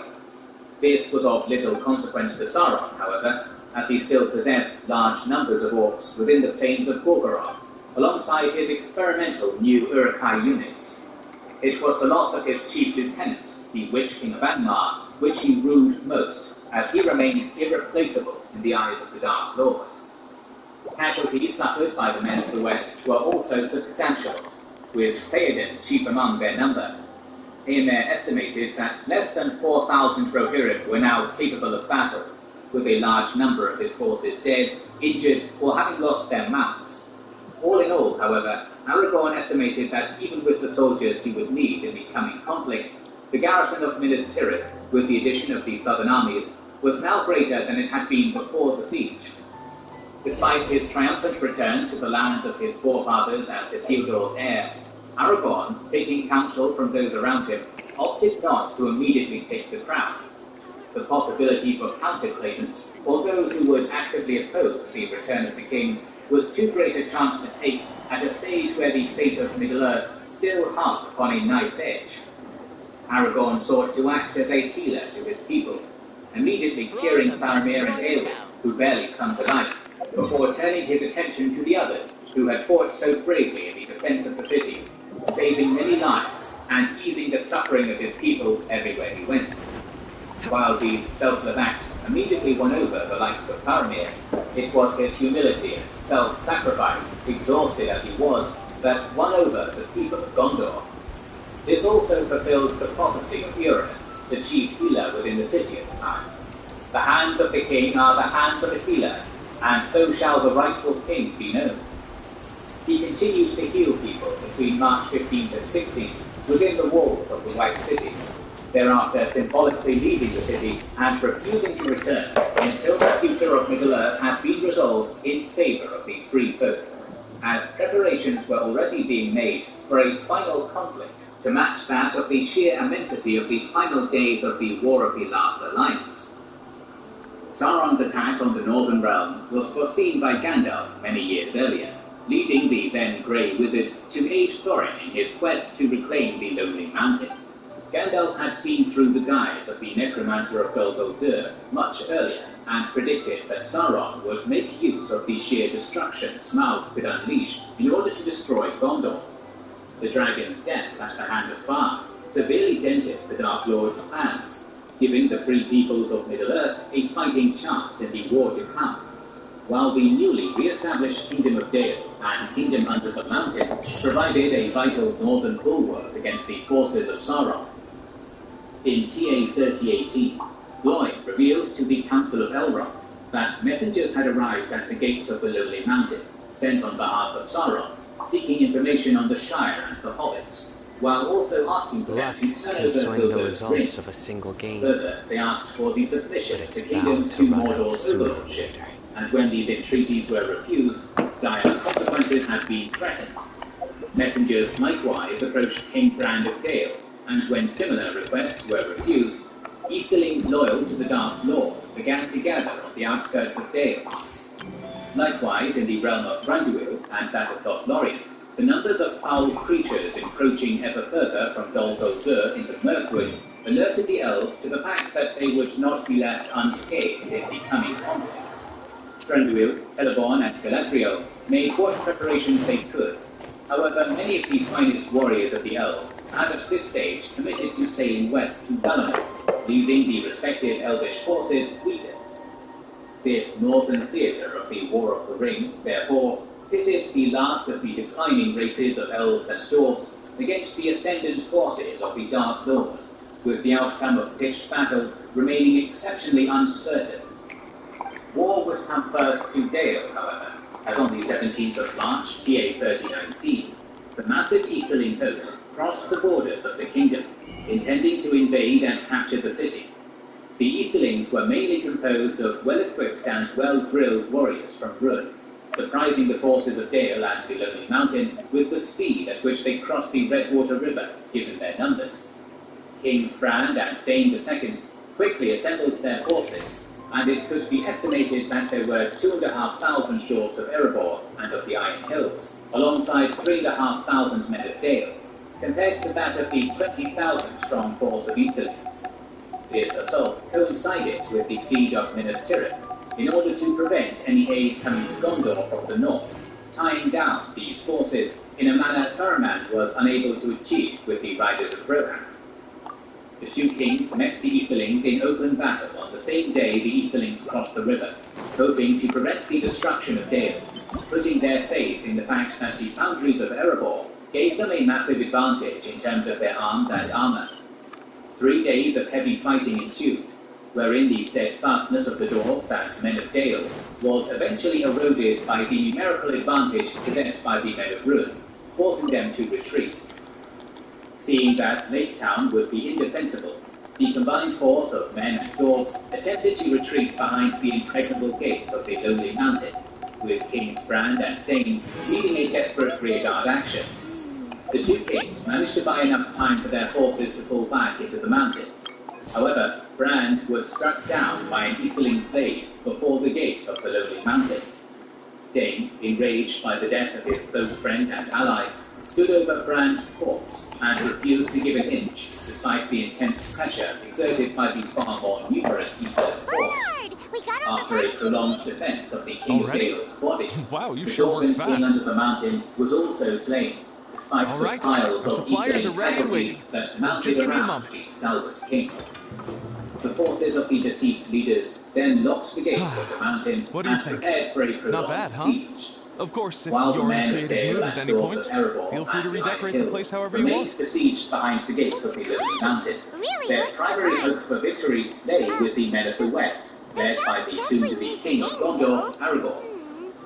Even earlier, Lothlorien had been invaded by a host of orcs coming out of Dol Guldur, first on the 11th of March, TA 3019, then again on the 15th, and a final assault was then Gathering the made upon the funds was a Elvish lands monumental on the task. 22nd of It must have been March. very demanding. Meanwhile, So on the don't worry 15th of about all March, those TA other menial things that 3019, need doing. Thranduil's I'll realm handle was this. invaded by a large You horde both of have more orcs, experience than beginning me. what would It'd be become great if you known could figure as out the the more Battle Under the managerial Trees. level things, like our This was sales done to strategy, secure the flank of the assault SOPs, from Lothlorien, USPs, and prevent the QC great rulers of principles, the elves converging and KPIs. forming a unified front against the orcs of Dol Guldur. I've got to be honest. The Easterlings of I hear Rhûn other were to store owners reinforce using the these assault. terms, but However, I they can't had say been really know slowed what they mean. immeasurably by the I just know they're stubbornness of the important, defenders of Erebor. which means they're probably The best dealt with by Galadriel, you. led by Celeborn and So in Galadriel, other words, repulsed each we'll assault, be the shop relying owners heavily who upon make the the big courage and business potency of the decisions, renowned and you'll elvish be the swordsman, shop assistant alongside doing the all the power of actual Galadriel's day-to-day ring work. to counteract Yep. the vast My strength is in numerical advantage execution. of Thorgil's Your shop, Stern. your rules. While I'm but a Thranduil tool to also be used proved however his you... competency in That sounds personally a little leading the elven extreme. counterattack. This is for The Elven charity, King, remember? whose We're not forces some were more cutthroat renowned for business their deadly executives. archers,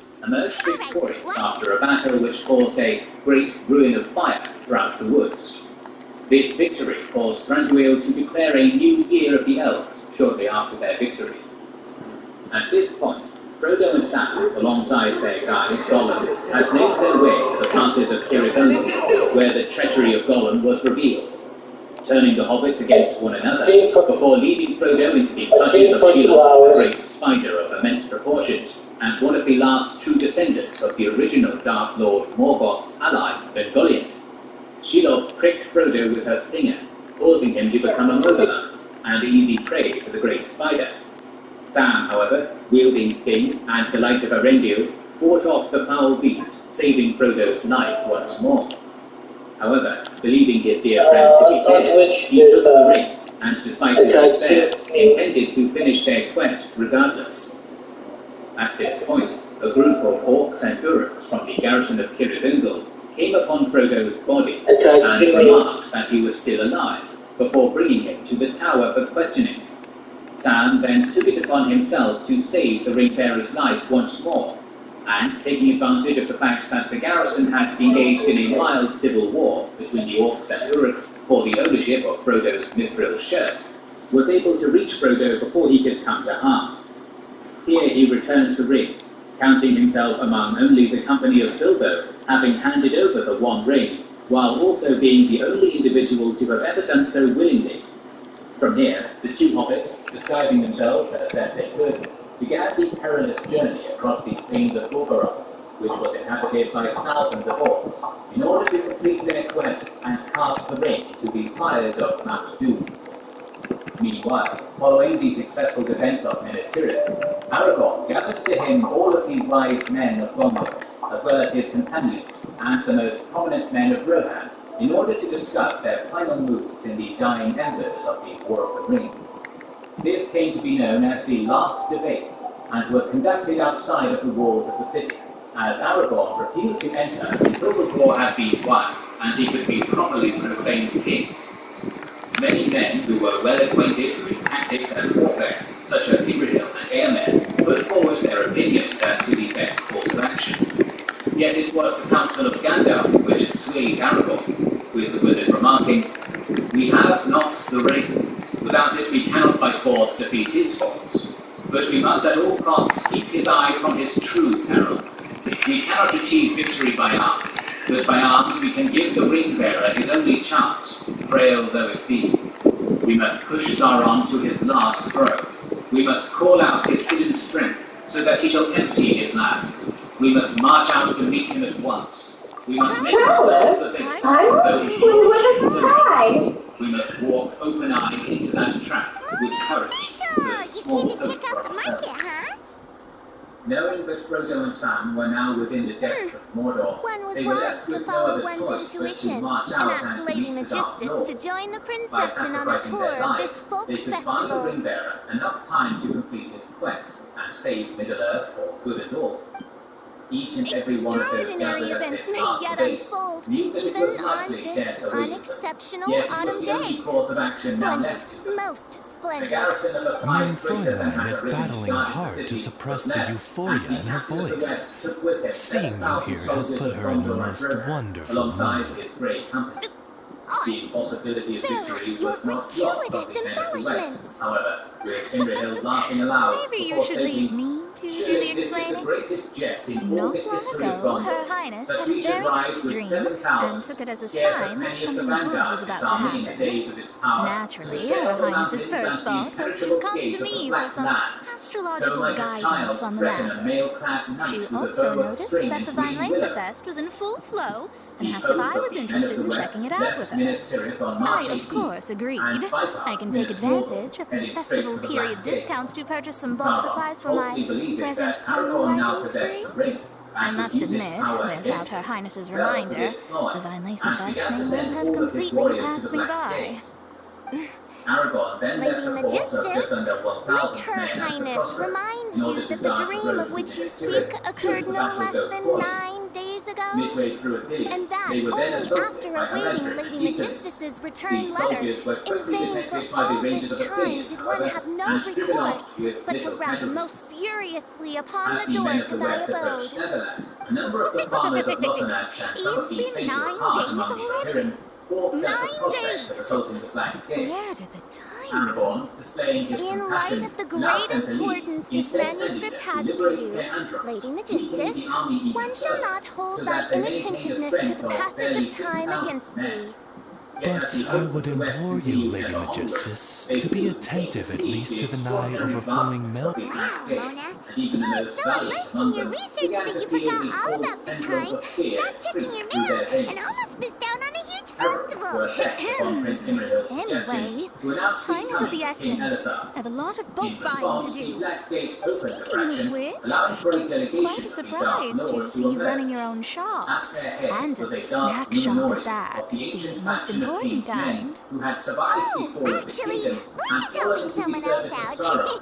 Feel free to browse around. And demanded the surrender of the host, producing Frodo's recommend anything that goes well with a drink? Among Aragorn's Sure can, if you got Gandalf the then hang of asked it, for then the look no terms of further. surrender, Just which were to be check the Sauron's menu. recognized dominion over Isengard and Rohan, as well as the vassalage of Gondor, to which the men of the West Is the refused writing in going the that plainest badly? terms. You know drinking isn't gonna Enraged by solve your their problems, unwillingness right? to surrender, the As it mouth of happens, Sauron withdrew Main the Fräulein Black has been Veil, visiting Mona which quite now frequently as of allowed late. the force of between It is 60 and possible that Lady 100,000 Magistus is orcs from feeling... Center and High to emerge. On top of that, No, thousands it's of orcs nothing like surfaced that. from the hillside This has nothing to surrounding do the with plain of drinking Morannon, or with with officials' another force of visits. Easter You eggs don't need to appearing calm from the former down. Gondorian garrison tower of Karchos, Recently, ensuring that the men Her of the Highness West invited now me to knew try the her true signature strength cold-cut of platter. Gondor. Sorry, These denizens of the dark Die proceeded Ringa to surround Sinfonie. those of the West, It had such a ensuring that unique retreat taste, was and no every longer an bite was so option. sumptuous. In the early Before I stages of the realized it, I battle, had the Dark finished Lord the warriors found entire it difficult plate. to reach the men of the West due to the large slag Well, an pools empty and plate pits is of the grace highest that compliment you surrounded the can Black give to the Gate. chef. This The brought Aragorn Ringa enough time to Sinfonie is organize an his excellent soldiers. dish. He It's placed two filling, forces of full of 3,000 energy, each and has along a the long two shelf flag piles life. in the center of And the if plain of I'm not Morannon, mistaken, which were it's made up of often piles paired of with rubble alcohol. and bricks. Yes?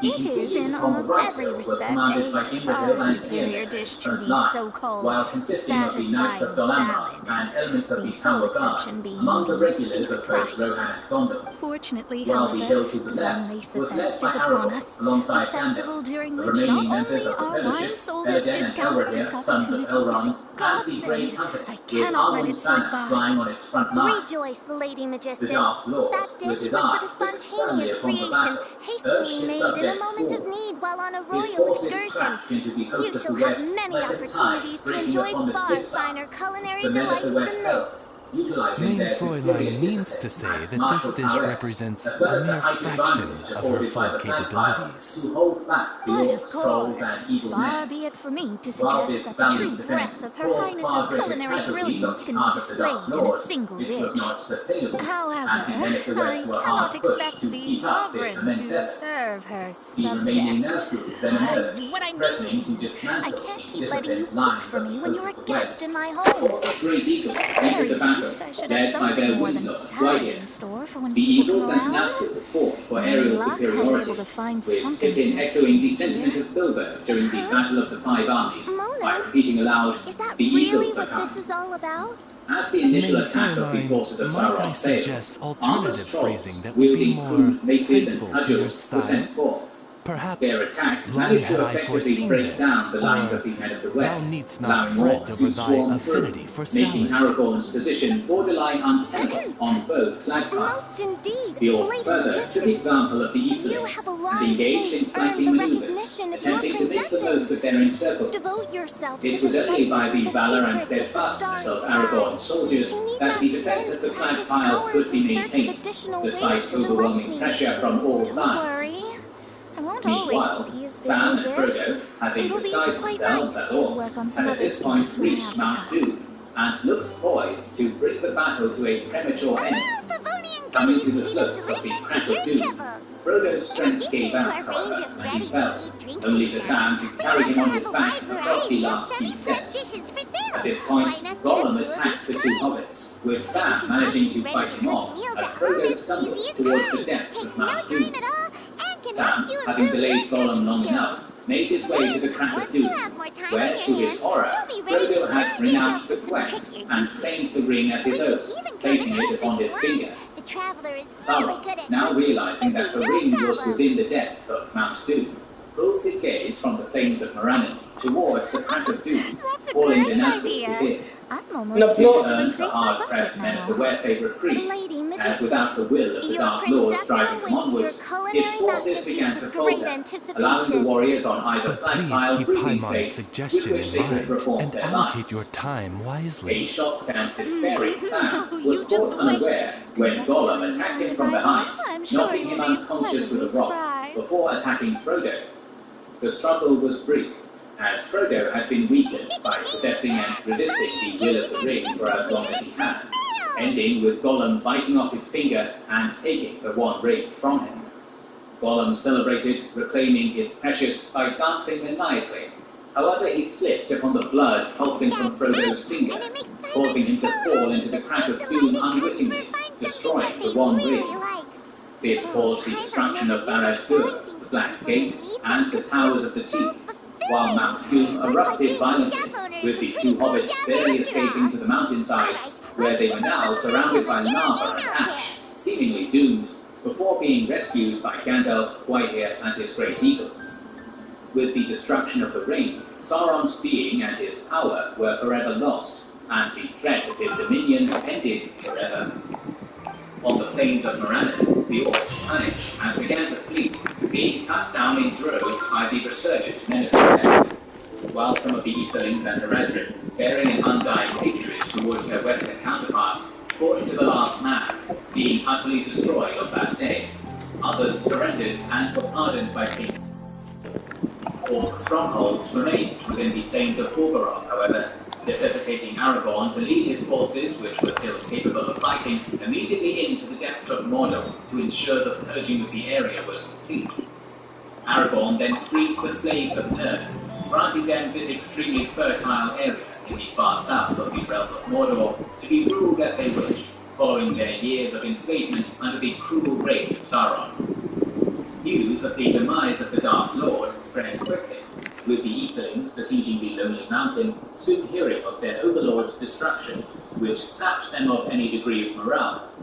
The armies of Dale and Erebor, now led by their new kings, Bard II and Thorin III Stonehelm, led a sortie consisting of all the forces remaining to them still capable of fighting, and on the 27th of March drove the Easterlings from their lands, ending the siege of the Lonely Mountain. While this was ultimately a victory for Dale and Erebor, the casualties were high, lowering what were already scarce numbers of dwarves, assuring the ascendancy of man. The elves, using their victory at the battle under the trees, and the fact that the Nazgûl were gone with the defeat of their master, attacked Dol Guldur, led by Celeborn, Galadriel, and Thranduil. We don't know much about the ensuing battle, but what we know for sure is that in one of the last true examples of the magic in this world, Galadriel came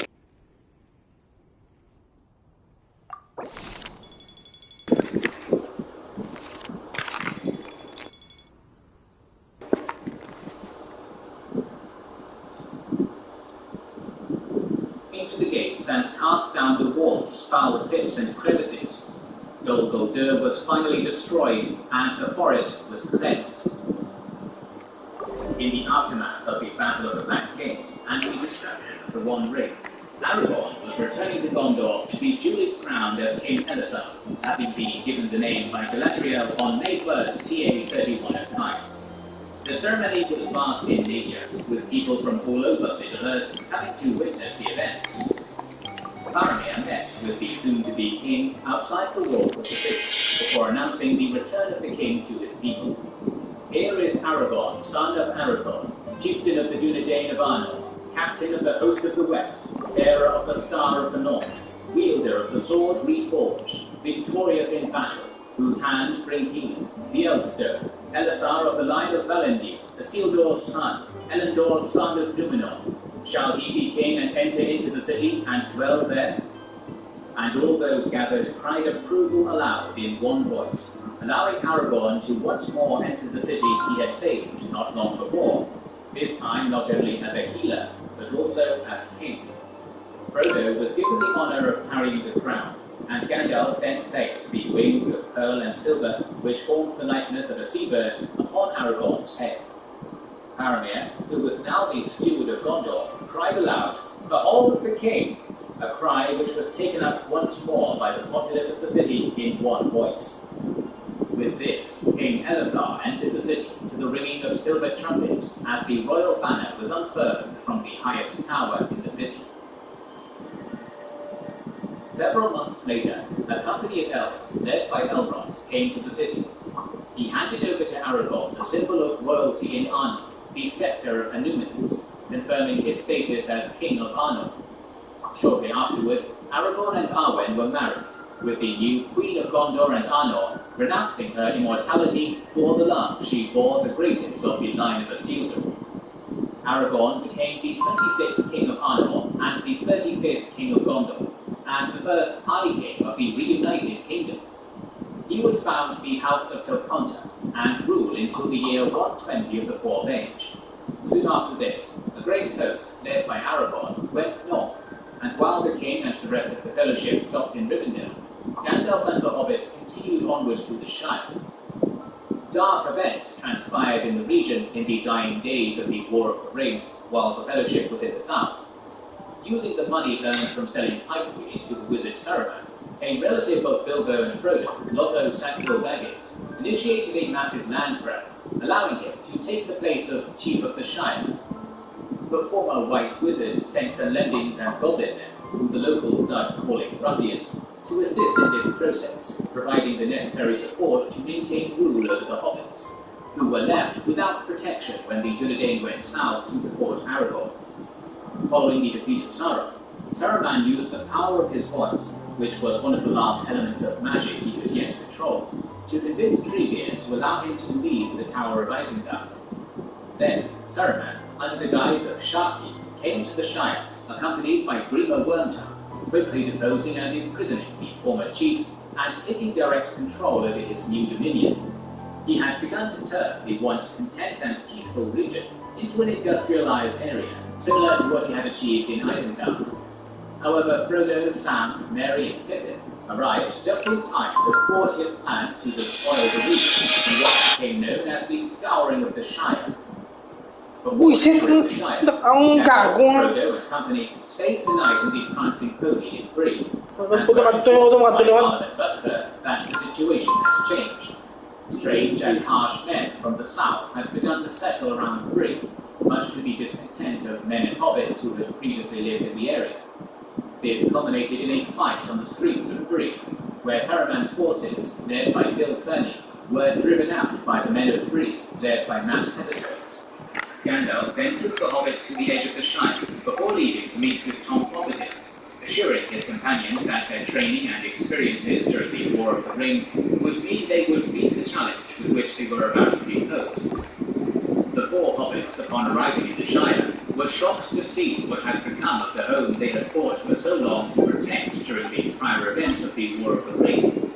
Having grown much in terms of courage and strength throughout their travels, the returning hobbits soon took up a leadership role, rousing all who wished to put an end to Sharky's cruelty. Prior to this mustering, the leadership of Saruman's ruffians challenged Frodo's authority, but when challenged by the blades of the hobbits, fled, allowing Merry to make use of the Horn of Rohan given to him by Théoden to great effect. Moving swiftly, a force of Shire folk was assembled in short order, and made what preparations they could to meet the forces of the disgraced former wizard. In total, there were 200 buck bandits, 100 tooks, and a number of locals supplementing this company, which had to face 150 ruffians. What came next would be known as the Battle of Bywater, and it occurred on November 3rd, TA 3019. As Pippin was still a Knight of Gondor, and wasn't released from his oath by Aragorn, this could also be seen as the first battle in the restoration of Arnor. this point, the Shire was still a part of the realm file, allowing the hobbits to engage in combat with the will of the High King of the Dunedain behind them. After being initially confused, the leader of the ruffians returned with a larger force. However, they were promptly surrounded, and when he attempted to assault Merry, he was struck down by 4 arrows from the ever-effective archers of the Shire. They displayed the same strength which had allowed them to aid the King of Gondor as far back as the Battle of Fornust. The rest of the ruffians were then arrested and imprisoned. More men were dispatched by Sharky.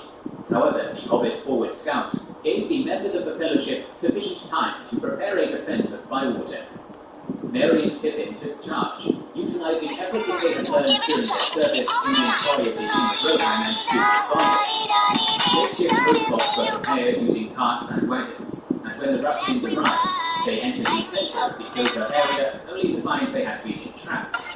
The advantages of their greater stature and strength compared to an individual hobbit were eliminated in this way. Attempting a breakout, many were struck down by... That is a Philly cheesesteak.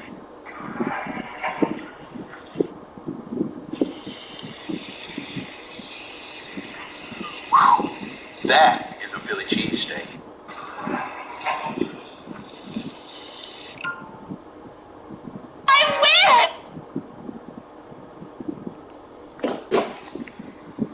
By the deadly volleys of arrows loosed by the hobbits, and those who successfully broke through their entrapment were promptly surrounded and cut down. Sam, Merry, and Pippin took an active role in the combat, displaying their martial prowess and inspiring their fellow Shirefolk to hold the line, even though they were not comparable in terms of strength. Frodo, meanwhile, did not fight, but instead ensured that every ruffian who threw down their arms and surrendered was not slaughtered, but instead imprisoned and treated fairly. The battle was a resounding victory for the Shirefolk, as only 19 hobbits were killed with 30 wounded, compared to the 70 ruffians who were killed and 12 captured, while the remainder of Sharky's men fled the Shire. The following day, Frodo and the other hobbits led their force to Hobbiton to confront Sharky, discovering it was in fact Saruman. The wizard was now powerless, and Frodo exiled him, granting him his life if he was to leave the Shire and never return. Saruman, having been forever tainted by his former master Sauron, responded with characteristic cruelty, decrying the weakness of the hobbits before viciously kicking Grima Wormtongue. This was too much for the former man of Rohan, whose patience broke, and he lunged for the former despot of the Shire, slitting his throat.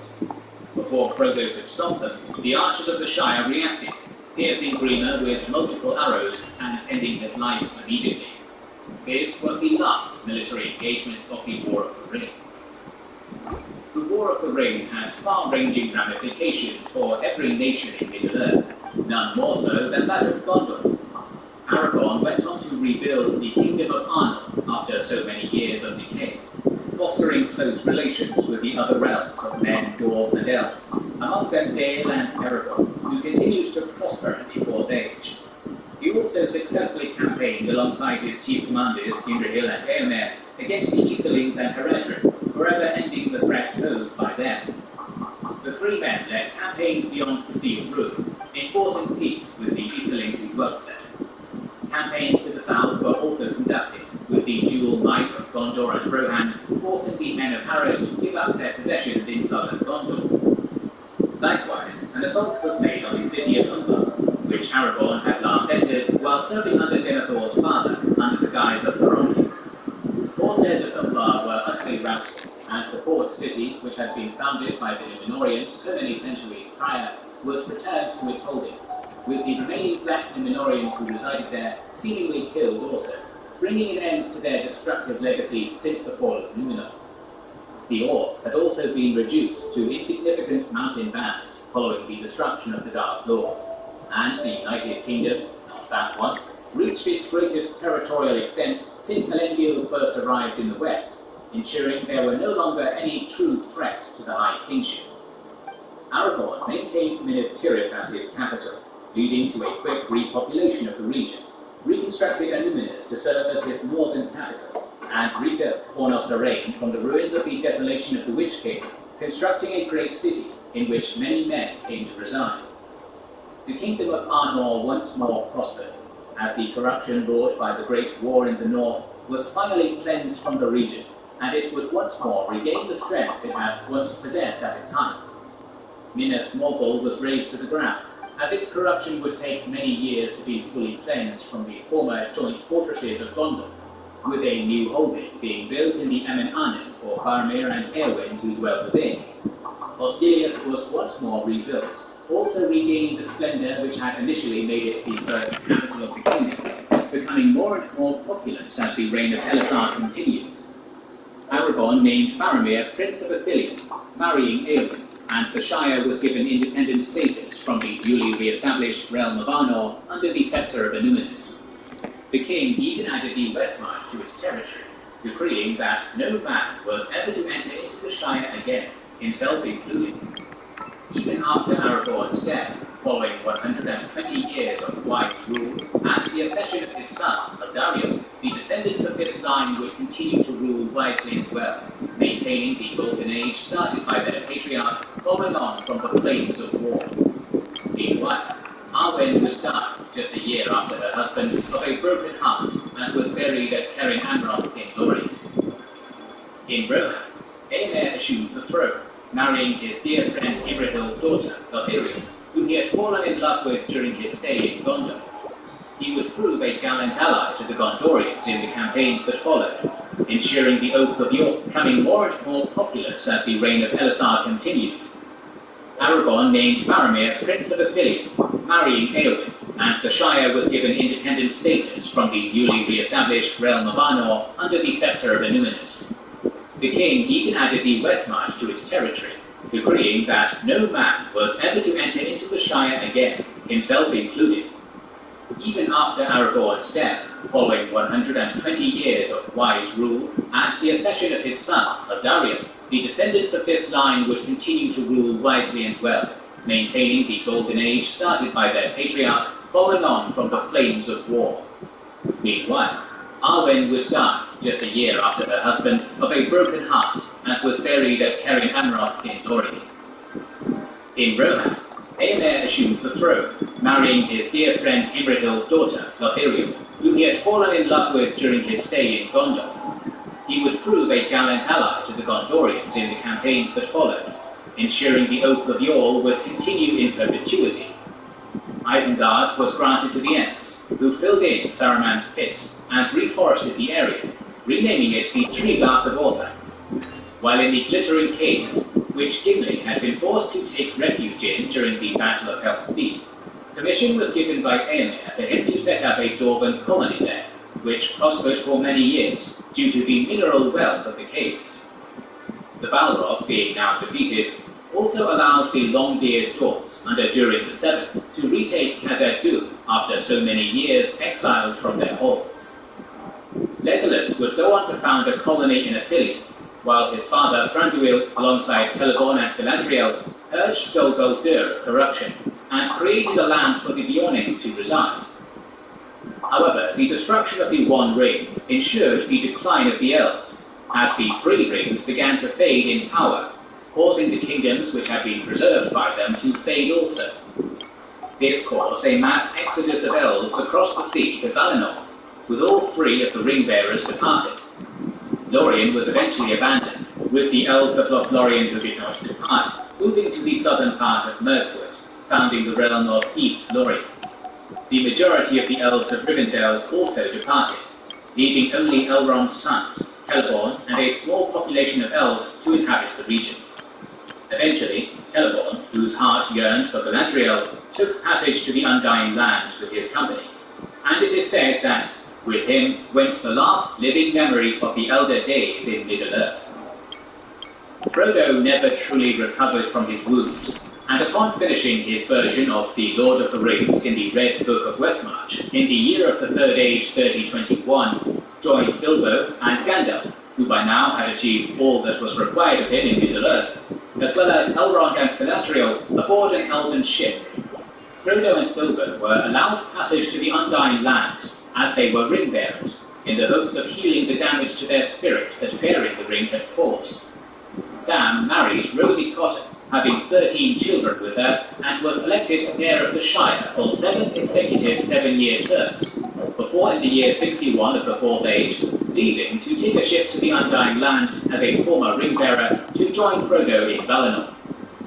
Meanwhile, Merry became the Master of Buckland in the year 11 of the Fourth Age, living at Brandy Hall and also Crickhollow, and in the year 13 of the Fourth Age, Pippin became the 32nd Thane of the Shire, a position he maintained for 40 years, before renouncing it in the year 63 of the Fourth Age, when he revisited Rohan and Gondor with Merry.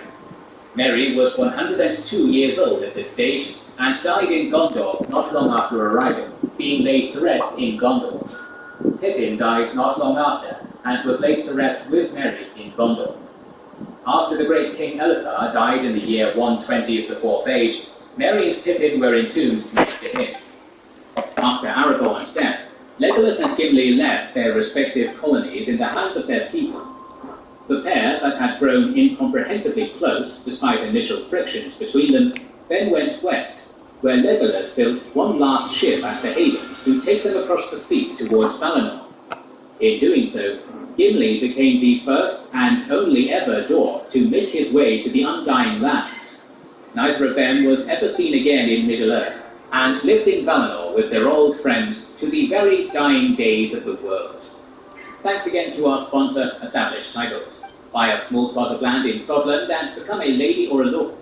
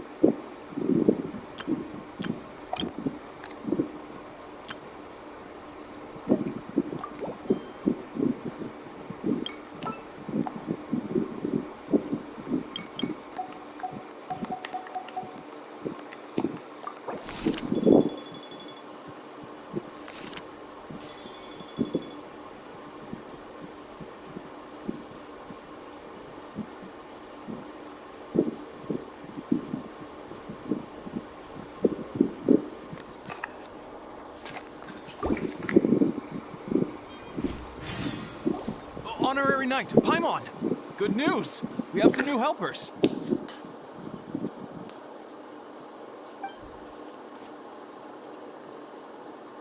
These two store owners heard about our charity sale. They want to donate their earnings and join us.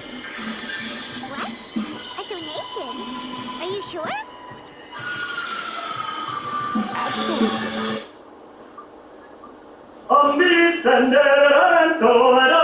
Each extra donation means one extra person getting the help. Going to shine It's more today. important than us making more money than we technically need.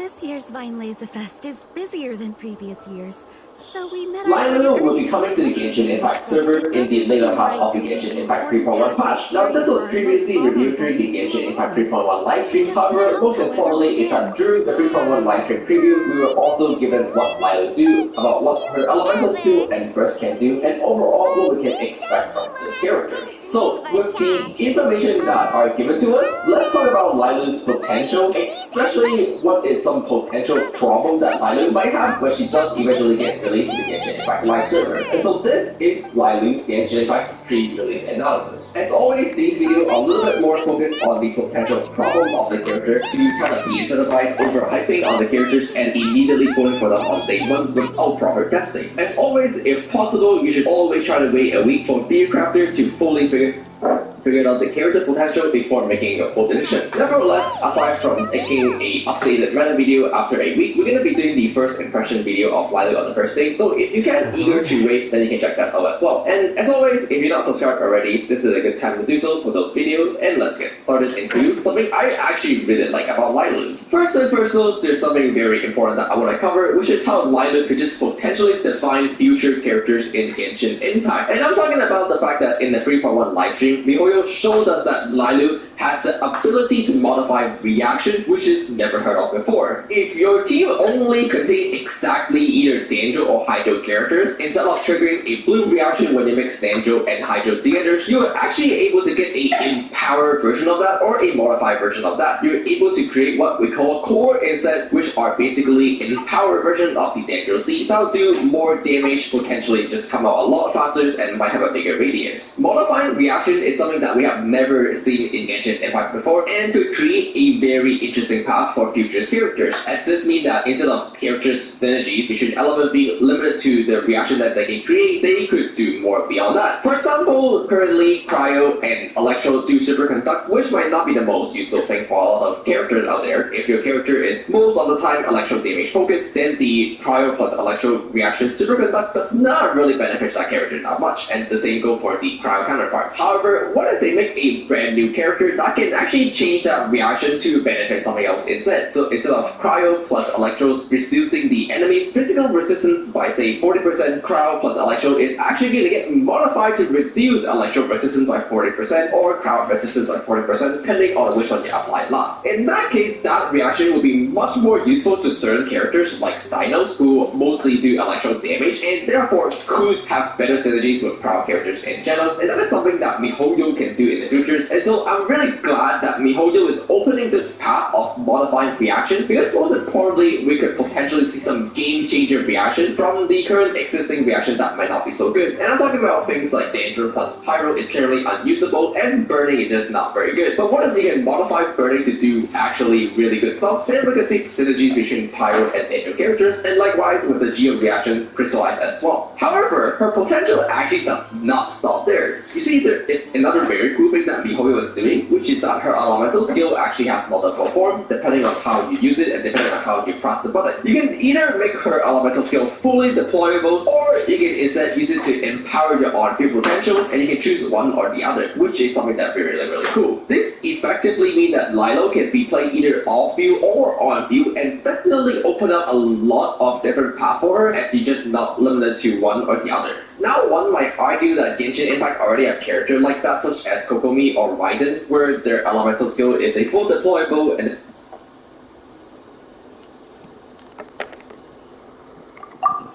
looking to buy anything in particular, Albedo? I'm not in dire need of anything right now. I just heard that you were running the Knights of Livonia stall and thought I'd come over. As it happens, Timaeus and I made some progress in our research recently, so I took the opportunity to bring you a batch of our finished product. Consider it our contribution to the charity effort. You came all the way here just to help us out? That's so nice of you! Let's take a look here. We've got bottles of... Wait, what is this stuff? It's an extra strong sobriety potion that can sober up the intoxicated and alleviate hangovers. Please, hand them out for free to anyone who needs them. Having some complimentary items will undoubtedly help you attract more customers. Sounds like a super useful invention. It must have taken you ages. Oh, It must have been a while since I demonstrated my capabilities to you. I most likely wouldn't have had any interest in research like this in the past. But now, I think that it's worthwhile using alchemy to make people's lives easier in small ways like this. Definitely. Well, I might assume so. Because I've never been drunk before, but plenty of our customers probably have been.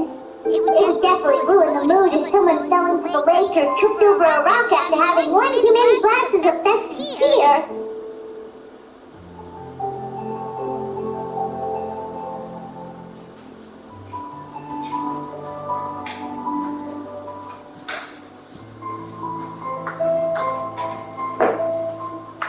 Now, Lado, you should take some steps back with you and say to a sleep. It's out! Alright then, I shan't refuse. I had no idea you two had such keen business sense. It's a savvy choice of location for selling snacks. There's a festive mood all around, and the division of labor is eminently sensible. If any other night of Favonians were running the show, it would be a much more, generic operation. Wow. Getting complimented by Albedo is an amazing feeling.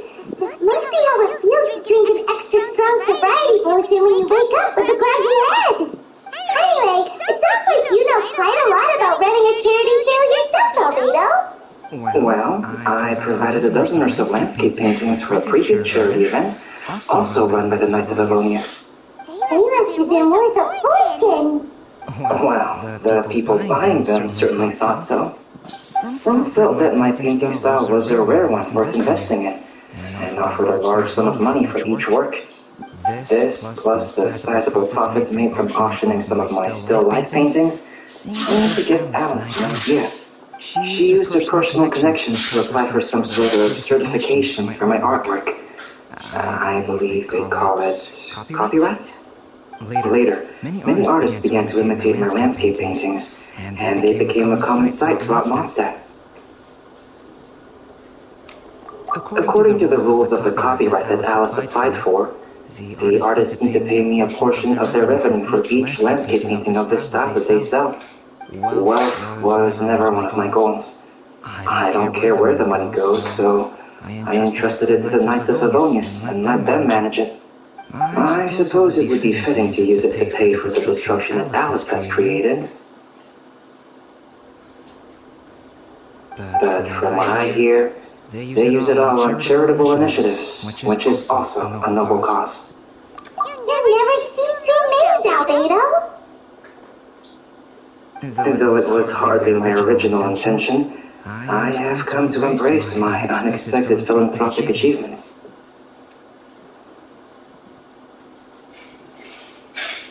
Thank you.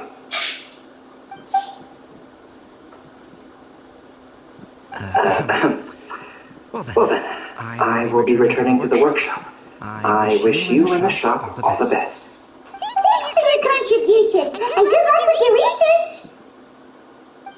Come again when you're free.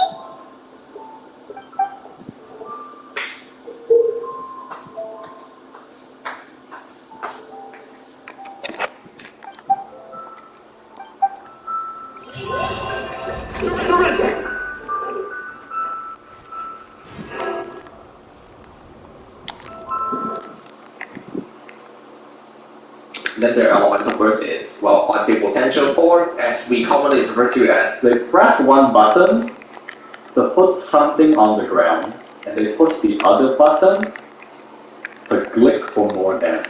the thing about these is that they are usually come in a additive format, telling that your overall potential is always going to be your deployable plus your on-field. The difference between Lilo and the other character is that putting the other characters on field is always going to result in you having more potential, as it is the additive of your deployable plus on-field. However, this could not be the case for Lilo, as you have to choose one or the other, and when you put her on field, you lose whatever her off-field potential is, and it also may not be Hulu can take a very interesting direction where where the two versions of her elemental skill do completely different things and are suitable for a different scenario or different characters. And overall, I think it just makes her a little bit more interesting, as this means that she would have more interesting pairing to be deal with. For example, let's say you pair her together with a character that is really good on the field, like Ayato. In that case, you can just play Lilo as a off-field character and use the off-field version of her elemental skill. However, let's suppose the other day you want to switch up your character and you want to use a very strong off-field character instead, such as St. Joe's. And St. Joe's is 100% played off-field, there's no reason to put St. Joe's on field. And then in this case, you say, okay, now I can use the on-field version of Lilo instead, and it will completely do different things. And I think overall, this just creates a really interesting scenario where, depending on the team you draft, the character can just do very different things. However, with that being said, I think that Lilo is an experimental character from MiHoYo to see how far they can push these interesting ideas. And unfortunately, in the process, they might have messed up a little bit. And I'm talking about how her passive talent straight up only take into effect if you only put Hydro and Dendro characters into your party. That means you're not allowed to put other elements like Pyro or Electro. And I think that is just very limiting in terms of her overall team comp as well as potential. The thing about Lilo is that her passive of converting Bloom into core only functions if your team contains only exactly Dendro or Hydro characters. Now, it doesn't mean that you can't pair her with Electro characters. For example, you can still use her as a Hydro characters in your Hyper Bloom team, but then it just defeats the purpose, as you don't even get the point of Lilo at all, which is to convert those Bloom to core. So while it's possible, it's not going to be the main focus of today. It's effectively saying like every single characters can be played in National. Well, yes, but it also means that the character itself doesn't really matter and doesn't function that well, and, well, the purpose is defeated. Restricting yourself to only being able to bring Hydro and Dendro character is a massive drawback when it comes to Lilo, especially since currently in the Genshin Impact 3.1 patch, we only have exactly 3 Dendro characters, which are Traveler, Collie, and Tegnari. Tegnari is most likely unplayable with Nino, as he is a on-field spread DPS, so the only 2 Dendro characters that you can bring in your party are going to be the Traveler and Collie. And this introduced us to the very first problem of Lilo. She wants Dendro characters, but we don't have Dendro characters in Genshin Impact. Well, I mean we do, which are Traveler and Collie, but they're both individually not very good. They just don't do a lot outside of applying Dendro, and are often what I like to refer to as dead characters, as well they don't provide that much compared to stronger characters like, let's say, Kazuha. Not being able to put elements that are not Dendro or Hydro really sucks, as this means that you lose out on being able to pair her with some of the stronger characters in Genshin Impact, especially the Anemo characters that are like Kazuha, Sucrose, or Venti, who can bring massive utility from the BB on Turvac set, or just their built-in utility like grouping or buffing. With her not being able to be paired with some of these stronger characters in the game, that just automatically means that her potential is dramatically limited, especially when you compare it to other teams that can potentially utilize these really powerful characters. Not being able to use a really powerful character that you own just really sucks. That restriction also make it so that you have to bring some of the weaker characters into your team. For example, again, Collie, unfortunately, it's just not that strong. She just doesn't provide a lot of utility outside of applying Dendro, which is not the greatest. The thing about Lilo is that with her team being restricted to Dendro and Hydro, there is only 2 archetype of team you can run, either double Dendro plus double Hydro, or triple Hydro plus single Dendro. And in the first case, it is probably the more common and more preferred way, but it does mean that you have to bring both Traveler and Collie, which are again 2 dead units in your party. Compared to being able to bring a stronger characters, it's just really hinder her potential. While the mechanics of being able to convert Bloom into core is really cool, it still introduced a few fundamental problems with her alongside the Bloom mechanics, which are things like just not having good enough AoE or self-damaging. The Bloom explosion or the core explosion in this case do have a good AoE radius, but it's not the biggest either, and it really doesn't compensate for the lack of a Anemo grouping into your party, especially for chamber where the enemy spawns spread apart. And to be honest, that's not that uncommon. For example, in the past list, we have chamber where the Mirror Maiden is spawned on one side of the chamber, and then the Assassin Mage is spawned on the other side of the chamber. In that case, using a character like Kazuha or Venti to help you group these enemies together would really help when it comes down to you're trying to do your AoE damage output, but with Lilo unable to bring any of these powerful gripper, and while her blue core have a good amount of AoE radius explosion, it still made me question how good is her overall AoE potential. If we take a look at the current Star Abyss iteration, you'll realize that the first half really cared about your AoE damage and your AoE potential in your party. For example, the first chamber had a lot of enemies that are spread out, and then you have chamber 2 and chamber 3 that spawn with 4 enemies all at once, so it's kind of testing your ability to damage all 4 enemies at once. Now,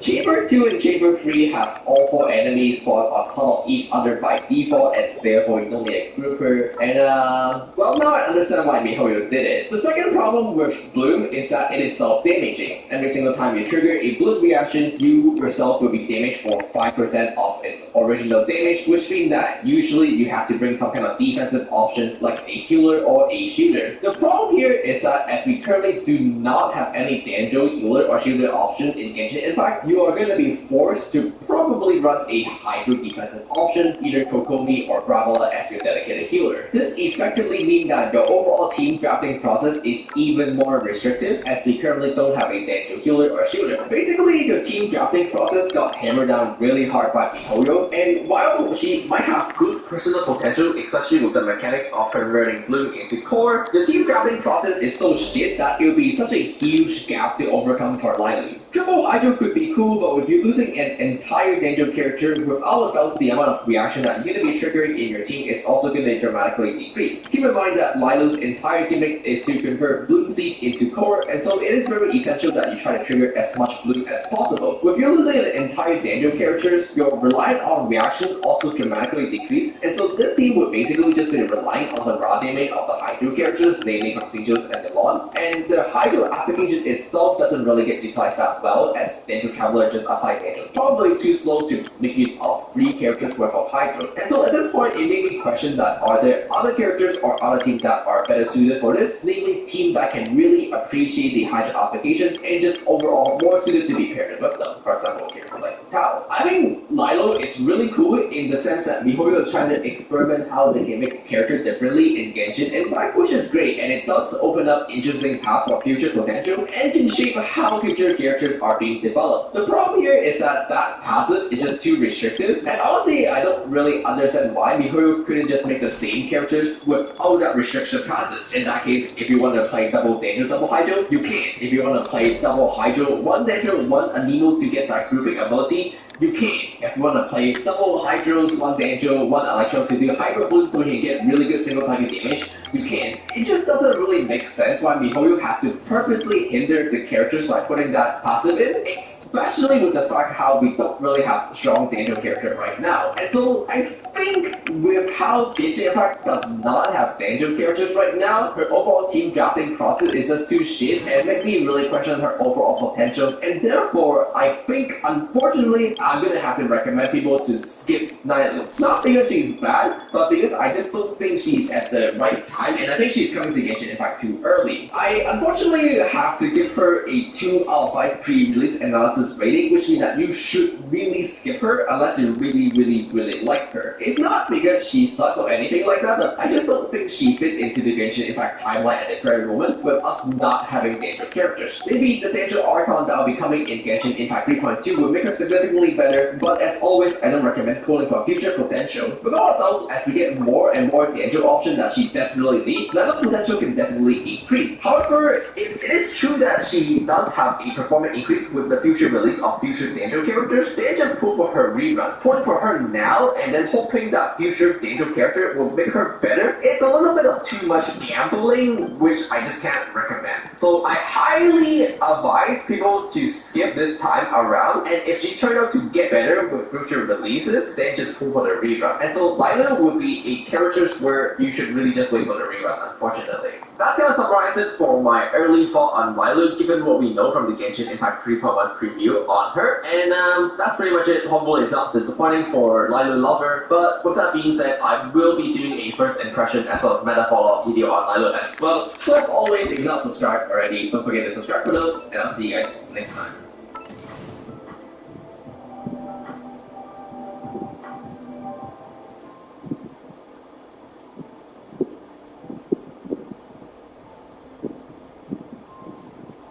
have a question.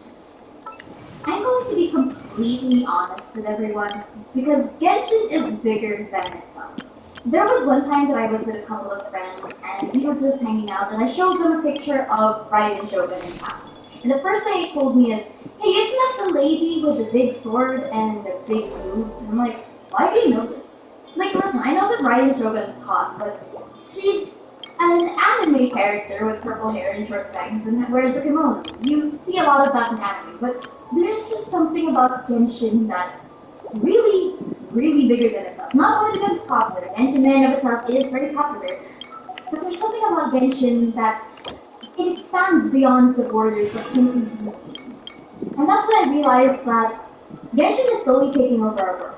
And not in a dystopian manner, but have you ever just stopped to realize that we live in a timeline where someone somewhere out there in the universe can have a credit card with Cyno in the back, or somewhere out there in the universe there's a car that exists with Kazuha's face and Dato's face on it, just driving along the highway, not giving two craps? Genshin's collabs are some of the weirdest things that have ever surfaced in this world, because not a lot of anime-based companies do something like this. And not to mention, not to the magnitude and frequency as Genshin Impact. Genshin Impact has multiple, and I mean multiple collabs when it comes to department stores, restaurants. For example, in the Philippines, there was actually a collab just recently for the Hoyo Fair. And then they also have for conventions and other stuff like that. They have a lot of collabs with Chinese companies, of course, because they're situated in China and they are a Chinese company. But the thing is, the fact that Genshin is just so popular outside of the game just makes it feel weird. And I want to understand why. I was in the middle of making my economist here when I realized this, but Genshin Impact is slowly infiltrating our pop culture by becoming more than just a game. Genshin Impact has spread through a lot of really weird places. But the thing is, a lot of anime or a lot of anime-based products have also done stuff like this. I've seen Bleach make their movies, I've seen a lot of conventions for certain anime, but never to the extent and frequency as Genshin's. Genshin has a car company, a bank that's currently with them right now. I remember there was a collab with the fucking Alps for some reason. In the middle of fucking nowhere, can just be stranded and ready to die, and the first thing you see before you pass away is Venti. And of course, we do have the usual, we have food, we have the department store, we have the clothes, and that's perfectly fine. Or the anime is also a really good example for that. But those are the ones that you would expect. Those are the ones that still border along the lines of it's in the same field of interest. Genshin fans also like anime, Genshin fans like food, and everyone likes food. And Genshin fans like going to conventions. But when you start putting in the really weird stuff, that's when I'm raising a little bit of eyebrows. And I don't have an answer for this. This video isn't me going on a market spree or theories. I really just wanted to get this off my chest. Why does Genshin have so many collabs besides money? Why does Genshin have so many collabs with the weirdest crossovers? And the thing is, it's smart. It's really, really smart. If you look at Genshin from a really macroscopic marketing point of view, it is massive. It has put its foot in every kind of industry. It has put its foot in this world, whether we like it or not. And it has appealed. Oh, everyone likes Boba Tea? We have Ayaka and Ayaka. You want AirPods? We have food. You want a phone? We have Sucrose. You want cool clothes? We have Shao. You want a fucking car? We have Kazuha? A guy that probably has no idea how to drive a ship? You want pizza? We've got Pizza Hut!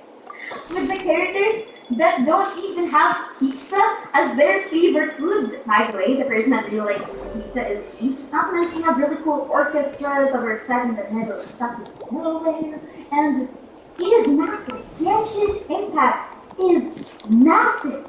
Apparently they're also planning to collab with Domino's Pizza. I am really confused. I thought they just had a collab with Pizza Hut. What is happening? Oh, also they had the KFC. Right, I forgot. The KFC. I think the KFC started this snowball of really questionable collabs that started happening. Like, the KFC Diluc and the KFC Noel just...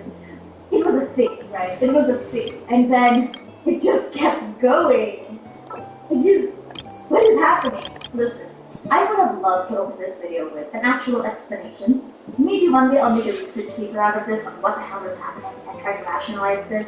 It is just a company, honestly, it is just a company's move. And the fact that Hoyo is really massive with all these collabs. You don't even need to tell me that Genshin is massive in our pop culture right now, because you can see it. And the fact that it's international is what's really fascinating about this. A lot of anime games tend to stick with their demographic, with their area, within their expertise. If you're a fan of anime, you tend to only like certain things and have access to certain media or industries, for example. Not everyone has access to the fucking Alps. But Genshin doesn't care. Genshin doesn't care if you don't have the money to buy a car, it'll have that collab. What is happening? Alright. And if I'm not mistaken, they also had one for Lawson. Though, we do have to consider that a lot of these are Asia-based, a lot of these are China-based, so we should also be remembering that part. Is Genshin in fact really that big in China? I'm actually curious. For the people that are somehow watching this in China, is it really that big? I am genuinely curious. Is it really as big as people say? Because in the Philippines, the Genshin collabs extend to only the West Conference. I was super lucky to go to one of them. They were super cool. But that was the extent of the collabs in the Philippines that were actually sponsored by Mihoyo and stuff like that. So what I'm interested in to see is if they're going to go global with a lot more things. If they're going to invest more fast foods. I guess. And also let this video be the final testimony of this. That Kazuha car looks ugly. If I ever see someone who has a Kazuha car in the middle of the road, imagine seeing that in the middle of the night. You're parked behind Kazuha, and I'm just like, dude, I will scratch your car. That's a joke. I will never scratch anyone's car. I don't think I'm ready for the insurance for that. Anyway, my disaster. This is just a video for me to calm down for with you guys. School. But yes, and now to discuss. What do you want Genshin to collab with? For me personally, I would love them to collab with Louis Vuitton and then make a bag. Just a bag with Genshin players. That would be so cool. If Cadillac can get Kazuha, I'm sure you can make deal work or something. Anyway, my name is Asa, and I'll see you all tomorrow with a Conria video. Hogan Forest, wonderful made with many incarnations. Who's to say that? Secrets God makes character interesting. The characters that know a lot more than they lead on tend to be the biggest players on the board. Venti is a character that is amicable and friendly.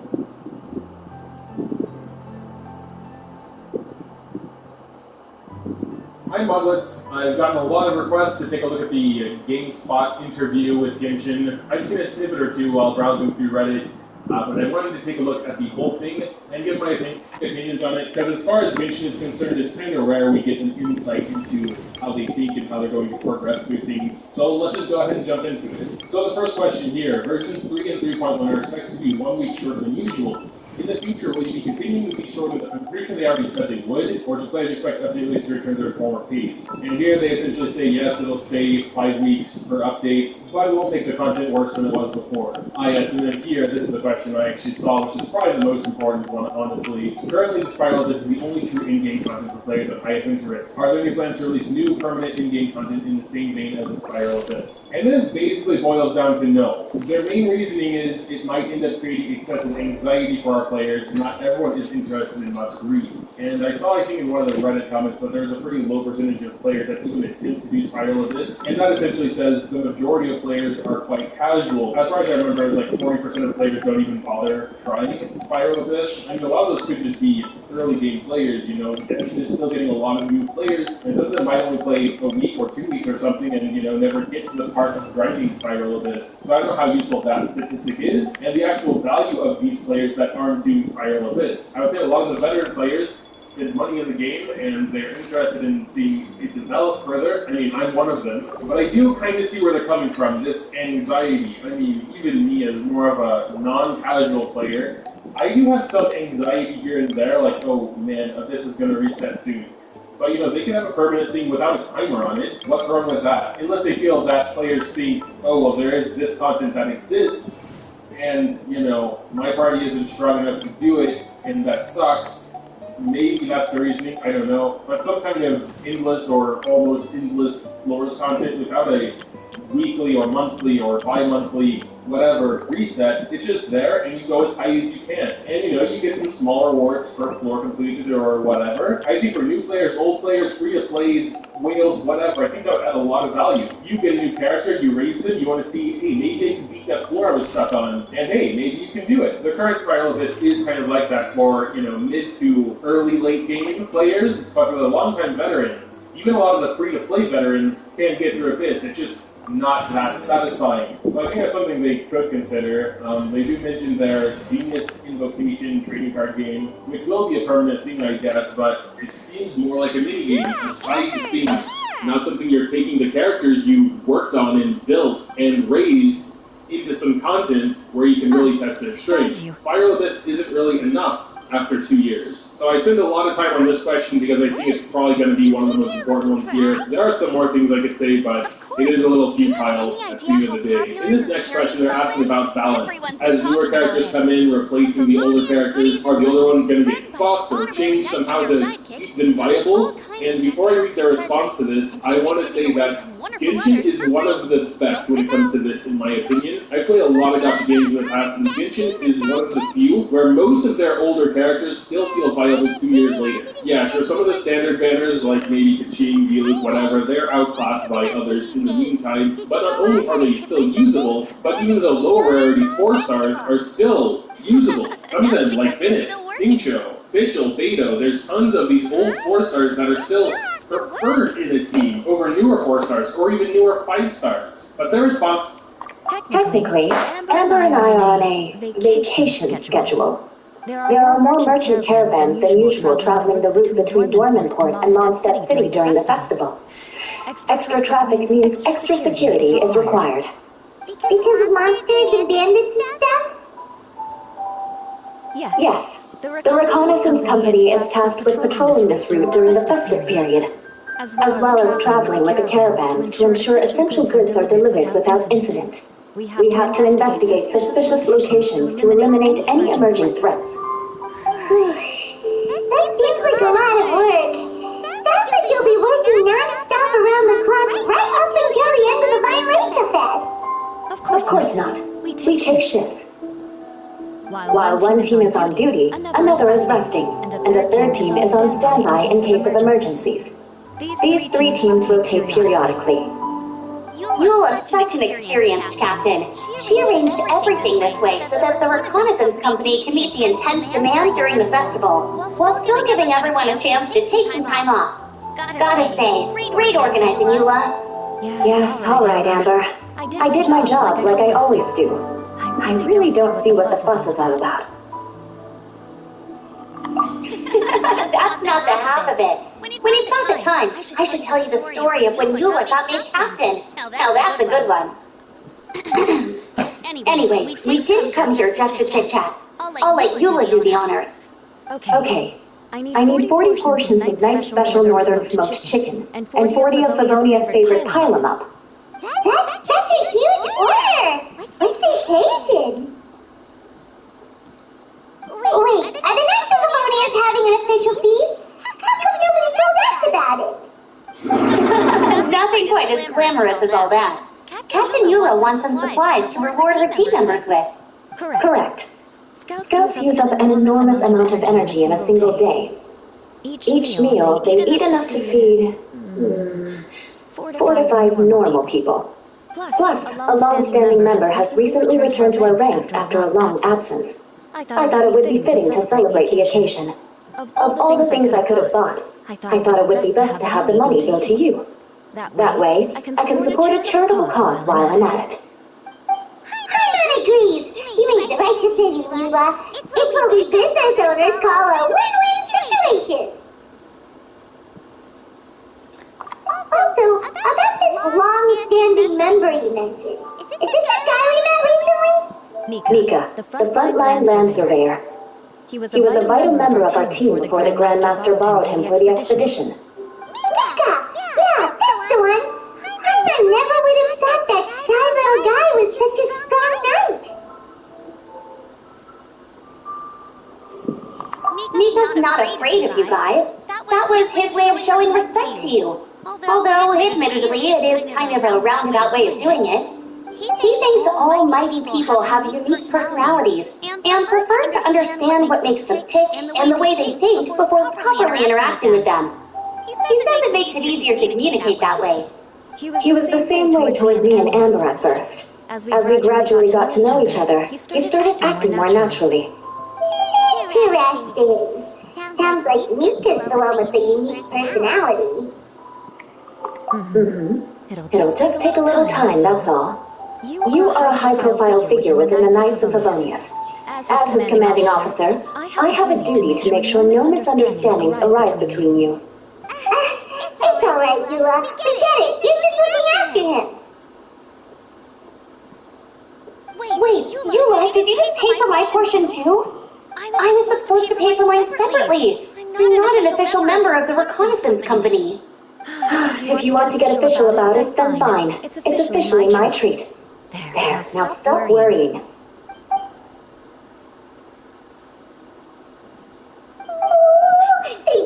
and Amber, we made a whole day's worth of fun! What's that? Honorary Knight, Paimon, I have the most wonderful news. Thanks to your sterling efforts, the funds we've raised in this charity sale have blown our original predictions right out of the water. It's a phenomenal success. Paimon told you so. We're good at this stuff. But you two deserve all the credit. It's your expert management that made this event what it was. I've handed over all the revenue to the person responsible for managing our charitable funds. And with that, the event finally comes to a close. As a gesture of our appreciation, we'd like to give you both a fee for all your hard work. You've more than earned it. After this, I feel like I could even run a shop of my own in the future. Maybe we'll get the chance to work together one day. It feels like we accomplished a lot together. If the chance ever comes up, let's do it again!